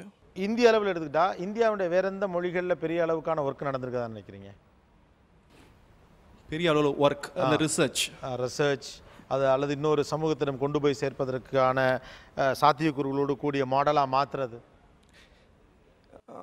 இப்போ கூட வந்து ஃபாரினர்ஸ்க்கு வந்து இந்தியன் லிட்ரேச்சர் அப்படின்னா நம்ம இந்தி தான் அவங்களுக்கு வந்து தெரியுது. I have to disagree. நான் வந்து தமிழ் கணினி இல்லை ஒரு தொடர்பில் பல ஆண்டுகளாக வேலை செஞ்சுட்டு வந்திருக்கேன். நீங்கள் சொன்ன அந்த எமோஷனில் தான் புலம்பெயர்ந்த தமிழர்கள் முதல்ல எங்களுக்கு மார்க்கெட்லாம் கிடையாது, தமிழ்நாட்டிலலாம் கணினி இல்லாத சமயத்தில் வந்து நாங்கள் நேரம் செலவழித்து நிறைய உருவாக்கியிருக்கோம். நிறைய விஷயங்களில் வந்து அரசனுடைய ஆதரவு இல்லாமையே தமிழர்கள் நிறைய முன்னேறியிருக்காங்க. இத்தனை கோடி பணம் கொடுத்தா கூட இந்தி இன்னும் தமிழோட நிலையை எட்டலை. ஏன் வந்து இந்தி இந்த அளவுக்கு வந்திருக்குன்னா அதுக்கு வந்து பெரிய மார்க்கெட் இருக்குன்னு சொல்லிட்டு கூகுள் யாகுலாம் வந்து நுழையிறாங்க. அந்த மார்க்கெட்டை நம்பி தான் போகிறாங்களே ஒழிய அரசனுடைய உதவி இருந்தால் தமிழ் இன்னும் எங்கேயோ போயிருக்கும், அது உண்மை தான், அதை நான் மறுக்கலை. ஆனால் அதனால் வந்து தமிழ் தாழ்ந்திருக்குன்னு சொல்கிறது வந்து எந்த விதத்துலையும் உண்மை கிடையாது. திருப்பி போகிறாங்க, தமிழ் தாழ்ந்திருக்கு உயர்ந்திருக்கு இல்ல கேட்டது அதுதானே. எனக்கு தமிழ் தாழ்ந்திருக்கா இல்லையா? இல்ல ஓகே நான் அது சொல்ல வரல. இந்த தமிழ் மொழியை வந்து நீங்க உலக மொழியா மாத்திருக்கீங்களா? இப்போ சான்ஸ்கிரிட் உலக மொழியாக மாறி இருக்கு. எப்படி சொல்றீங்க? சான்ஸ்கிரிட் எந்த அளவுக்கு உலக நாடுகளில் கற்பிக்கப்படுகிறதோ அதை விட கூடுதலாக தமிழ் கற்பிக்கப்படுகிறது. எந்தவித ஆதரவும் கிடையாது. இப்போ இதில் வந்து போலந்தில் ரெண்டு இந்திய மொழிகள் கற்பிக்கிறாங்க. ஒன்று இந்தி, ஏன்னா வந்து இந்தியாவுடைய பெரும்பான்மை மொழி ஆட்சி மொழின்றதுனால. ரெண்டாவது தமிழ். நம்ம இந்திய இது பாப்புலேஷன்லேயே என்ன ஒரு 4-5% தான். இந்த 5%க்காக ஏன் போலந்தில் தமிழ் கற்பிக்கணும்? பெர்க்லியில் வந்து தமிழ் சேர் உருவாக்கிட்டு அவங்க தமிழ் ஆராய்ச்சி பண்ணுறாங்க, சிகாகோவில் ஆராய்ச்சி பண்ணுறாங்க, நியூயார்க்கில் ஆராய்ச்சி பண்ணுறாங்க, ஏலில் ஆராய்ச்சி பண்ணுறாங்க. இதெல்லாம் வந்து எந்தவித அரசு ஆதரவால் வரல. இது தமிழ் வந்து ஒரு உலக மொழி அப்படின்ட்டு அவங்களே உணர்ந்ததுனால பண்ணியிருக்காங்க. என்ன ஆயிடுச்சுன்னா விபத்து பை ஆக்சிடென்ட் அவங்க வந்து இது உலக மொழின்னு புரிஞ்சுக்கிட்டவங்கனால நடந்துட்டு இருக்கு. ஆனால் தமிழர்கள் வந்து தமிழை வந்து உலக மொழியாக ஆக்குறதுக்கான எந்த முயற்சியுமே செய்யல. இல்லை, இதில் மொழி வளர்ச்சி அப்படிங்கிறது இந்த மொழி முழுசாக வளர்ந்த மொழி, எல்லா வேர்ச்சொற்களையும் தன்னிடத்தில் கொண்டிருக்கிற மொழி, புதிய சொற்களை உருவாக்கி கொள்வதற்கு எல்லா தகுதிகளும் வாய்ந்த மொழி. புதிய சொற்கள் உருவாக்கப்பட்டு கொண்டே இருக்கின்றன. ஆனால் நீங்கள் இதை ஒரு உலக மொழி ஆக்கணும்னு என்ன அவசியம்? இது ஏன் உலக மொழி ஆகணும்? இது என்ன கிறுக்குத்தனம்? இது என்னத்துக்கே உலக மொழியாக இருக்கணும்? இது தமிழனுக்குள்ள மொழியாக தான் இருக்கும், அப்படி தான் இருக்க முடியும். அப்படி இருந்தால் போதும். தமிழ் இருக்குது, அதுக்குள்ள தத்துவம் இருக்குது, அதுக்குள்ள 2000 வருஷத்து பண்பாட்டு பொதிவு அடங்கி இருக்குது, பாலி இருக்குது, பிராகிருதம் இருக்குன்னு அந்த மடையங்களுக்கு எவனும் சொல்லலை.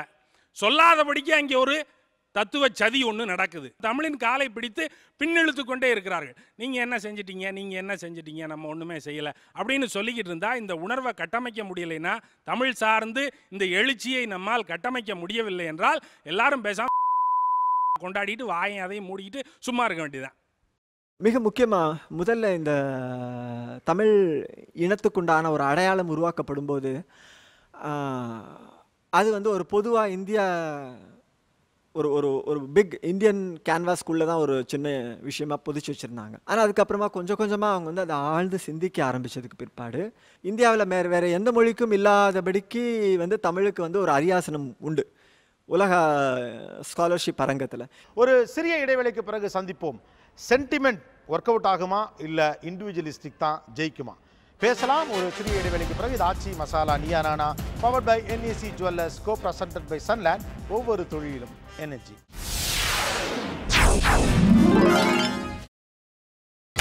நீங்கள் பார்த்துக் கொண்டிருப்பது உங்கள் Vijay. Welcome back to Aachi masala Neeya Naana, powered by NAC jewellers, co presented by Sunland, ஒவ்வொரு தொழிலும் எனர்ஜி. சமீபத்தில் ஒரு பாடகி வந்து ரொம்ப வருத்தப்பட்டாங்க, அவங்களுக்கு விருது கிடைக்கல அப்படின்னு சொல்லிட்டு. முக்கியமான ஒரு பாடகி. அப்போ எனக்கு இந்த விருது சம்பந்தமாக ஒரு நண்பர் ஒரு தகவல் சொன்னார். இப்போ இது எப்படி நடக்குதுன்னு பார்த்தீங்கன்னா, அந்த மொழியை சேர்ந்த ஆட்கள் வந்து இந்த அதிகார மட்டத்தில் மேலே இருக்காங்க. அவங்க இந்த வேலையை ரொம்ப கிளவராக தெளிவாக செய்கிறாங்க. நம்ம ஆட்கள் அது செய்கிறது இல்லைங்கிறத ரொம்ப ஒத்துக்க வேண்டிய விஷயம். அதனால தான் நமக்கு வந்து பண்பாட்டால் நம்ம மேலே தான் இருக்கும் பல விஷயங்கள்லாம். நம்ம வந்து வெளியே போய் அதை செய்கிறதுக்கான ஆட்கள் நமக்கு இல்லை. நம்மளுடைய ஆட்கள் அதை செய்கிறதில்ல. அதை நம்ம ஒத்துக்கிட்டு தான் ஆகணும். இன்னொரு தளத்தில் பார்த்தீங்கன்னா, இந்த சென்டிமெண்டல் ஃபூல்ஸ்னு சொல்கிறது இருக்கு இல்லையா, அது வந்து இந்த எண்ணம் எப்படி ஏற்படுதுன்னா, அப்படி போயிட்டு அப்படியே உணர்ச்சி வசப்பட்டு ஒரு வீரவசமாக பேசி உன்னை செஞ்சோம்னா ஒரு எஃபெக்ட் இருக்குன்னு நினைக்கிறேன். அப்படி கிடையாது. அது பிறகு பார்க்கும்போது ரொம்ப முட்டாள்தனமாக தெரியுது. அது வந்து ஒரு நீண்ட காலத்துக்கு வந்து ஒரு பாதிப்பு ஏற்படுத்துது. அப்போ நம்ம அதை செய்கிறத நிறுத்தணும். போது மீடியாவில் எல்லா மீடியாவில் பாருங்கள், நீங்கள் தமிழ் பேப்பரை நீங்கள் பாருங்களேன், அதில் எழுதக்கூடிய ஆட்கள், அந்த எடிட்டோரில் எழுதக்கூடிய ஆட்கள்லாம் பாருங்கள். ஏன் நம்ம ஆட்கள்லாம் அதில் எழுதுறது இல்லைன்னு எனக்கு தோணிகிட்டே இருக்கும். பெரும்பாலும் எழுதக்கூடிய ஆட்கள் வங்காளிகளாக இருக்காங்க. இல்லை வந்து அங்கே இவங்க வடக்குலேருந்து யாராவது எழுதுறான், இல்லாட்டி மலையாளிகள் யாராவது எழுதுவோம். ஏன் தமிழர்கள் அதில் எதுவுமே எழுதுறது இல்லை? இப்போ ஏதோ ஒரு கட்டத்தில் நம்ம போய் பிளாக் ஆகிருக்கும். நம்ம போய் அங்கே அந்த இடத்த போய் அடையலை. அந்த இடத்த அடைஞ்சு நம்ம அந்த வேலையை செய்யலை. டெல்லி மீடியாவோட ஓரளவுக்கு தொடர்பு உடையவன்ற அடிப்படையில் நான் ஒரு கருத்தை சொல்கிறேன். நீங்கள் என்னதான் புத்திசாலித்தனமாக இருந்து எவ்வளவு அற்புதமாக ஆங்கிலத்தில் எழுதினாலும் அந்த பத்திரிகைகளுக்கோ அல்லது மீடியாவிலோ வந்து உங்களுடைய கருத்துக்களை கொண்டு போகணும்னு முயற்சி செய்தாலும் கூட ஒரு வங்காளிக்கோ மலையாளிக்கோ கிடைக்கக்கூடிய இடமும் மரியாதையும் உங்களுக்கு ஒருபோதும் கிடைக்காது. இது வந்து என்ன சொல்கிறது, உங்களுடைய திறமை சம்மந்தப்பட்ட விஷயம் கிடையாது, இது அரசியல் சம்மந்தப்பட்ட விஷயம். இந்த கட்சி சார்ந்த பக்தி, இந்த பந்தம்லாம் இருக்குல்ல, அது பெரிய வீழ்ச்சி நம்முடைய அரசியலுக்கு. அந்த வீழ்ச்சி வந்து வேறு சில மாநிலங்களில் நடக்கலை. ஏன்னா அங்கே ஒவ்வொரு தனி மனிதனும் வந்து என்னுடைய முன்னேற்றம் முக்கியம்னு நினைக்கிறான். அப்போ வந்து கட்சி முன்னேறன்னு நினைக்க மாட்டான், என் முன்னேற்றம் முக்கியம். இங்கே வந்து கட்சி மேலே இருக்கக்கூடிய பக்தி காரணமாக கட்சி தவறு செஞ்சால் கூட அதை காட்டுறதுக்கும் விட்டு கொடுக்க நம்ம தயாராக இல்லை. இந்த மனநிலையினால தான் வந்து பார்த்தீங்கன்னா நம்ம பெரிய அளவில் நஷ்டம் அடைஞ்சிருக்கோம். பொதுவாக இருக்கக்கூடிய இன்னொரு ஸ்டீரியோடைப் என்ன, தமிழ்நாட்டில் வந்து சினிமாக்காரங்க தான் வந்து அரசியலில் மேலே வருவாங்க, சினிமாக்காரங்க தான் முதலமைச்சர் ஆவாங்க என்று ஒரு கருத்து பொதுவாக. இது இன்னொரு ஸ்டீரியோடைப், நாமே நம்பக்கூடிய ஒரு விஷயம். அதை நம்ம ஒரு ஜெனிசிஸ் பார்க்க வேண்டாமா? அதாவது திராவிட இயக்கத்தினுடைய மிகப்பெரிய அரசியல் செயல்பாடு என்பது ஊடக செயல்பாடு. அதன் மூலமாக தான் வளர்ந்தாங்க. அதில் வந்து சினிமா ஒரு பெரிய பங்கு வந்து வகிக்குது. அதாவது வந்து கருணாநிதியோ அண்ணாவோ வெறும் திரைக்கதை வசன கர்த்தாக்கள் கிடையாது. அவங்க ஒரு அரசியலுக்காக தான் அதை செய்தாங்க. அரசியல் செயல்பாடு ஒன்று தான். ஒரு துண்டறிக்கை போடுவது எப்படி அரசியல் செயல்பாடோ, போஸ்டர் ஓட்டுவது எப்படி அரசியல் செயல்பாடோ, அப்படி தான் சினிமா அவங்களுக்கு. அதே போல தான் எம்ஜிஆர் வளர்றாரு. ஒரு குறிப்பிட்ட காலகட்டத்தில் திராவிட இயக்கத்தினுடைய மையத்தில் இருக்கக்கூடிய அதிகார மையமாக சினிமா, பத்திரிக்கை, அன்றைக்கி டெலிவிஷன் கிடையாது, சினிமா, பத்திரிக்கை 2 தான் இருந்தது. அதில் இருந்த அத்தனை பேருமே அமைச்சர்களாகவோ வேறு 500 பத்திரிக்கை நடந்திருக்குங்க திராவிட இயக்க சார்பாக, நம்புவீங்களா? அந்த 500 பேரில் 100 பேர் எம்எல்ஏவும் எம்பியாவும் மாறியிருப்பான் பின்னாடி. ஆக அந்த ஊடக செயல்பாடுங்கிறது அவங்களுக்கு அரசியல் செயல்பாடு, அதன் மூலமாக தான் வந்தது. ஆனால் சினிமாவிலிருந்து சென்னை கோட்டைக்கு போகணும் முயற்சி பண்ண நூற்றுக்கணக்கான பேர் தோற்று போயிருக்காங்க. ஆனால் இந்த சமூகத்தில் எல்லாரும் என்னவோ சினிமாக்காரன் பின்னாடி தான் போன மாதிரியும், எந்த சினிமாக்காரன் வந்தாலும் இங்கே ஜெயிச்செல்லாம் போல ஒரு பிம்பம் கட்டப்பட்டதா இல்லையா? ஒரு குறிப்பிட்ட ஒரு சமூகம், அதாவது நம்ம தமிழ் சமூகத்துடைய எமோஷனுக்கும் வேறு சமூகத்தினுடைய எமோஷனுக்கு வித்தியாசம் பார்க்கலாம். இங்கே வந்து இங்கே ஒரு சமூக உணர்வு அப்படிங்கிறது ஜாதி ரீதியாக நம்ம சண்டை போடுறது எல்லாமே பார்க்குறோம். 5 வருஷம் அதிகபட்சம் ஒரு ஜாதி முரண்பாடு இருக்கும். அதன் பிறகு 5 வருஷம் கழித்து பார்த்தீங்கன்னா அந்த இடத்துல ஒரு பேலன்ஸ் உருவாக ஆரம்பிச்சிடும். ஒரு இடத்துல ஜாதி தகராறு வருதுன்னு சொன்னால் அதிகபட்சம் 5-10 வருஷம் பெரிய அளவுக்கு வந்த இடம் பார்த்தீங்கன்னா ஒரு சமூக சமநிலை வரும். ஏதோ ஒரு விதத்தில் ஒருத்தன் இன்னொருத்தனை அட்ஜஸ்ட் பண்ணிட்டு போகணும்னு நினைப்போம். வடக்கில் வந்து மத ரீதியான சண்டை 60 வருஷமாக 100 வருஷமாக ஒரே மாதிரி நடந்துகிட்டு தான் இருக்குது.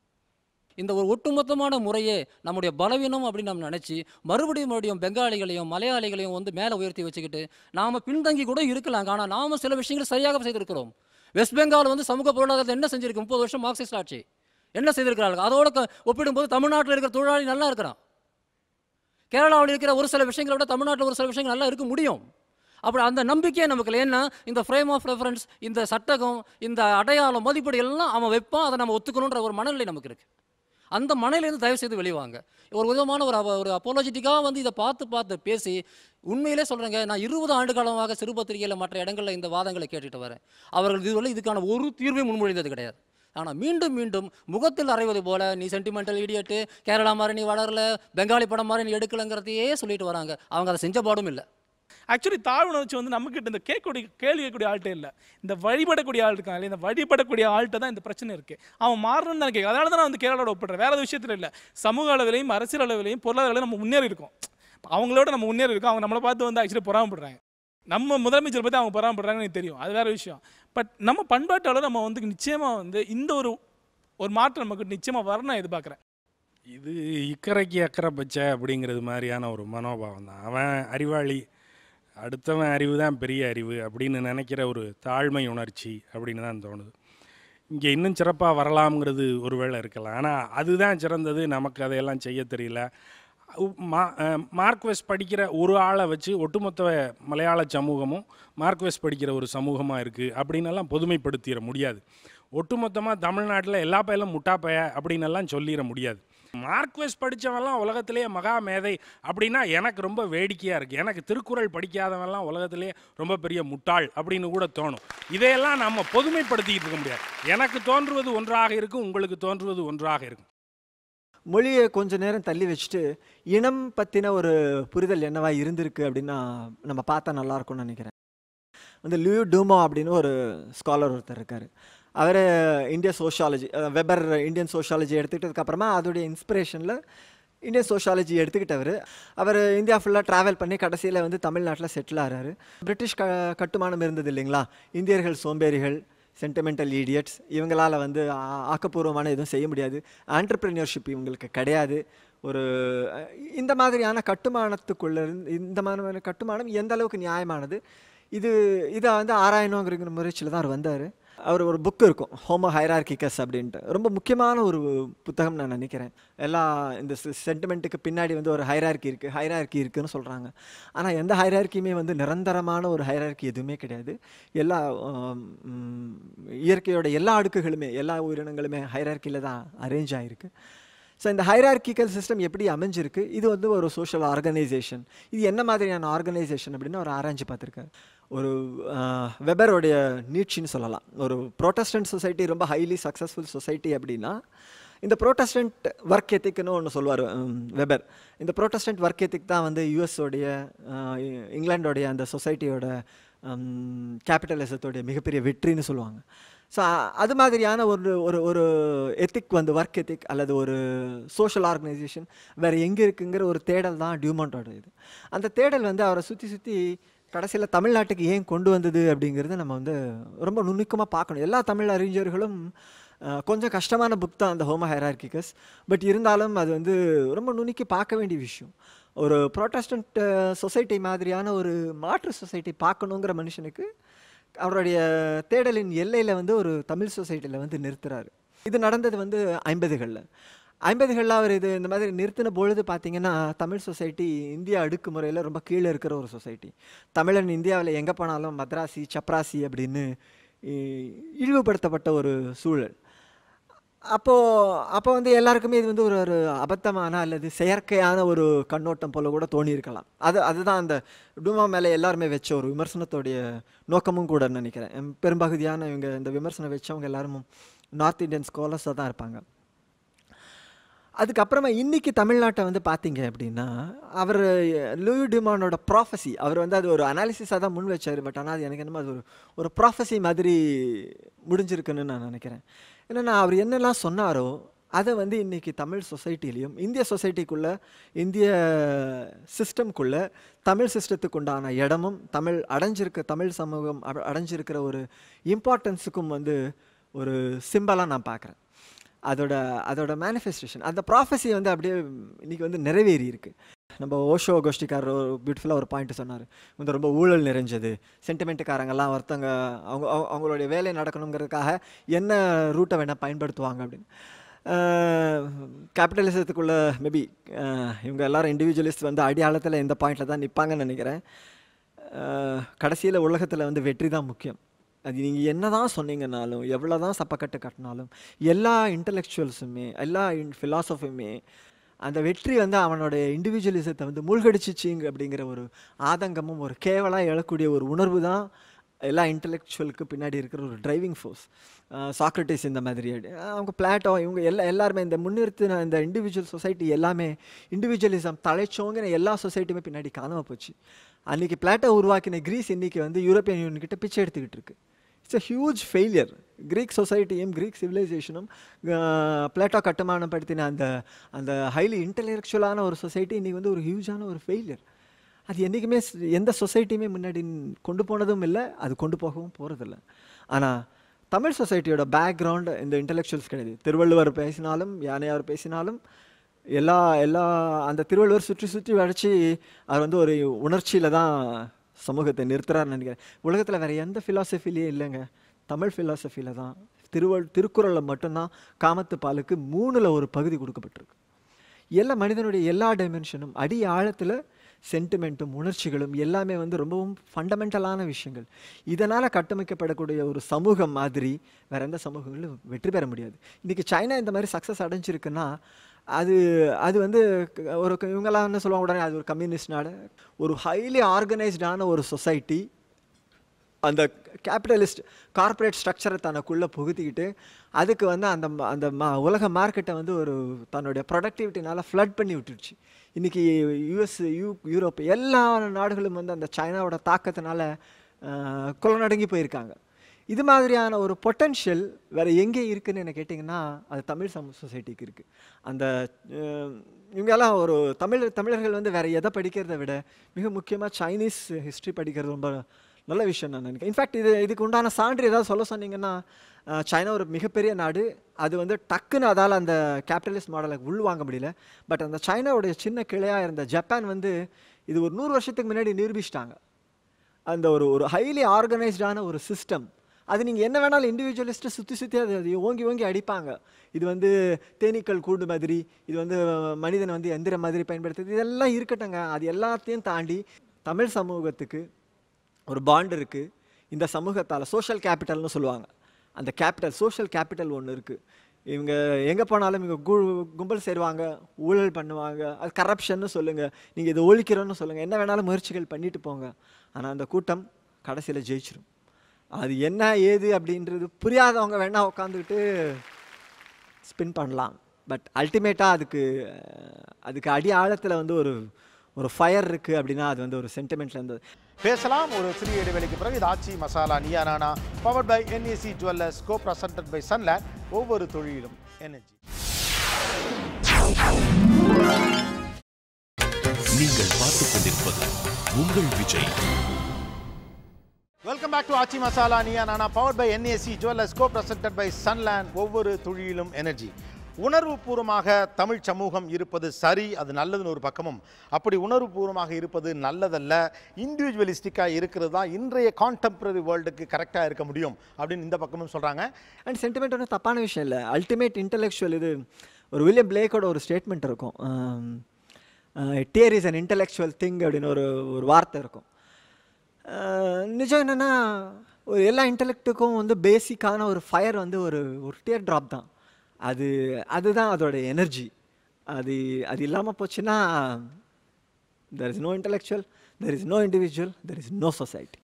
நம்பிக்கைகள் நிகழ்வுகளை தீர்மானிப்பதில்லை, ஆனால் நிகழ்வுகள் நம்பிக்கைகளை தீர்மானிக்கின்றன. இல்லைங்க, எனக்கு இந்த மாதிரியான இந்த எபிகிராம்ஸ் எல்லாம் எனக்கு புரியறதில்ல. நான் சொல்கிறேன், நம்பிக்கைகள் ஏதாவது ஒரு நிகழ்வுகளை மாற்றி இருக்கிறது என்பது அறிவியல் பூர்வமாக உங்களால் சொல்ல முடியுமா? ஐயா, ஆப்ஸ்ட்ராக்ஷன்ஸ் எனக்கு புரியாது. ஆனால் நீங்கள் சொல்கிறது ஃபியூடலிசம், அந்த காலத்து நம்பிக்கைகள் தான் வந்து இந்த சமுதாயத்தை முன்னேற்றும்.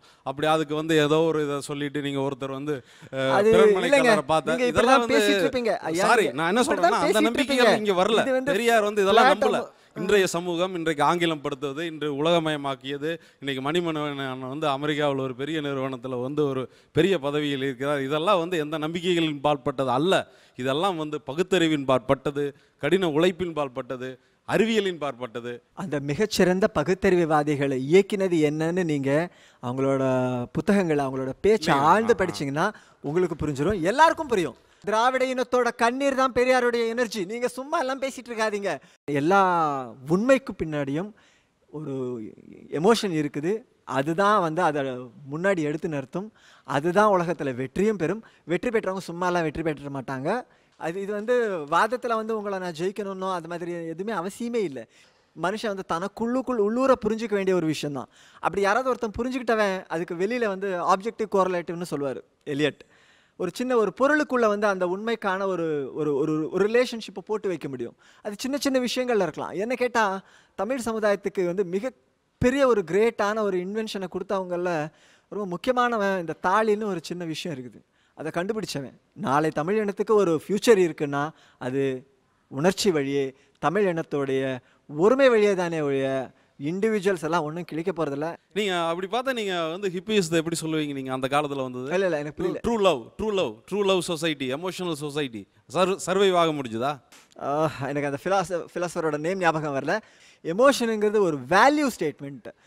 ஒரு பியூட்டிஃபுல்லான வெஸ்டர்ன் ஃபிலாசபியோட உச்சகட்டத்தில் அவங்க வந்த ஒரு கன்க்ளூஷன் கூட அதுதான். எமோஷனுங்கிறது அடி ஆழத்தில் அது வந்து ஒரு வேல்யூ ஸ்டேட்மெண்ட்டுங்க. சும்மா எல்லாம் யாரும் எமோஷனல் ஆக மாட்டாங்க. நீங்கள் எமோஷனல் ஆகணும்னாலே அதுக்கு பின்னாடி ஒரு வாஸ்ட் ஸ்டேக் இருக்கணும். உங்களுக்கு வந்து ஏதோ ஒரு டிரைவிங் ஃபோர்ஸ் இல்லாமல் நீங்கள் சும்மா எல்லாம் எமோஷனல் யாரும் ஆக மாட்டாங்க. நீங்கள் ஆக முடியல அப்படின்னா நீங்கள் பல விஷயத்தை புறக்கணிச்சுட்டு நிற்கிறீங்க. நீங்கள் இன்ஃபேக்ட் நிர்கதியாக அனாதையாக நிற்கிறீங்கன்னு அர்த்தம். இவங்கெல்லாம் எமோஷனல் ஆகிறாங்கன்னா அவங்களுக்கு ஒரு சப்போர்ட் இருக்குது, உடனே எமோஷனல் ஆகுறாங்க. நீங்களும் எமோஷனல் ஆவீங்க.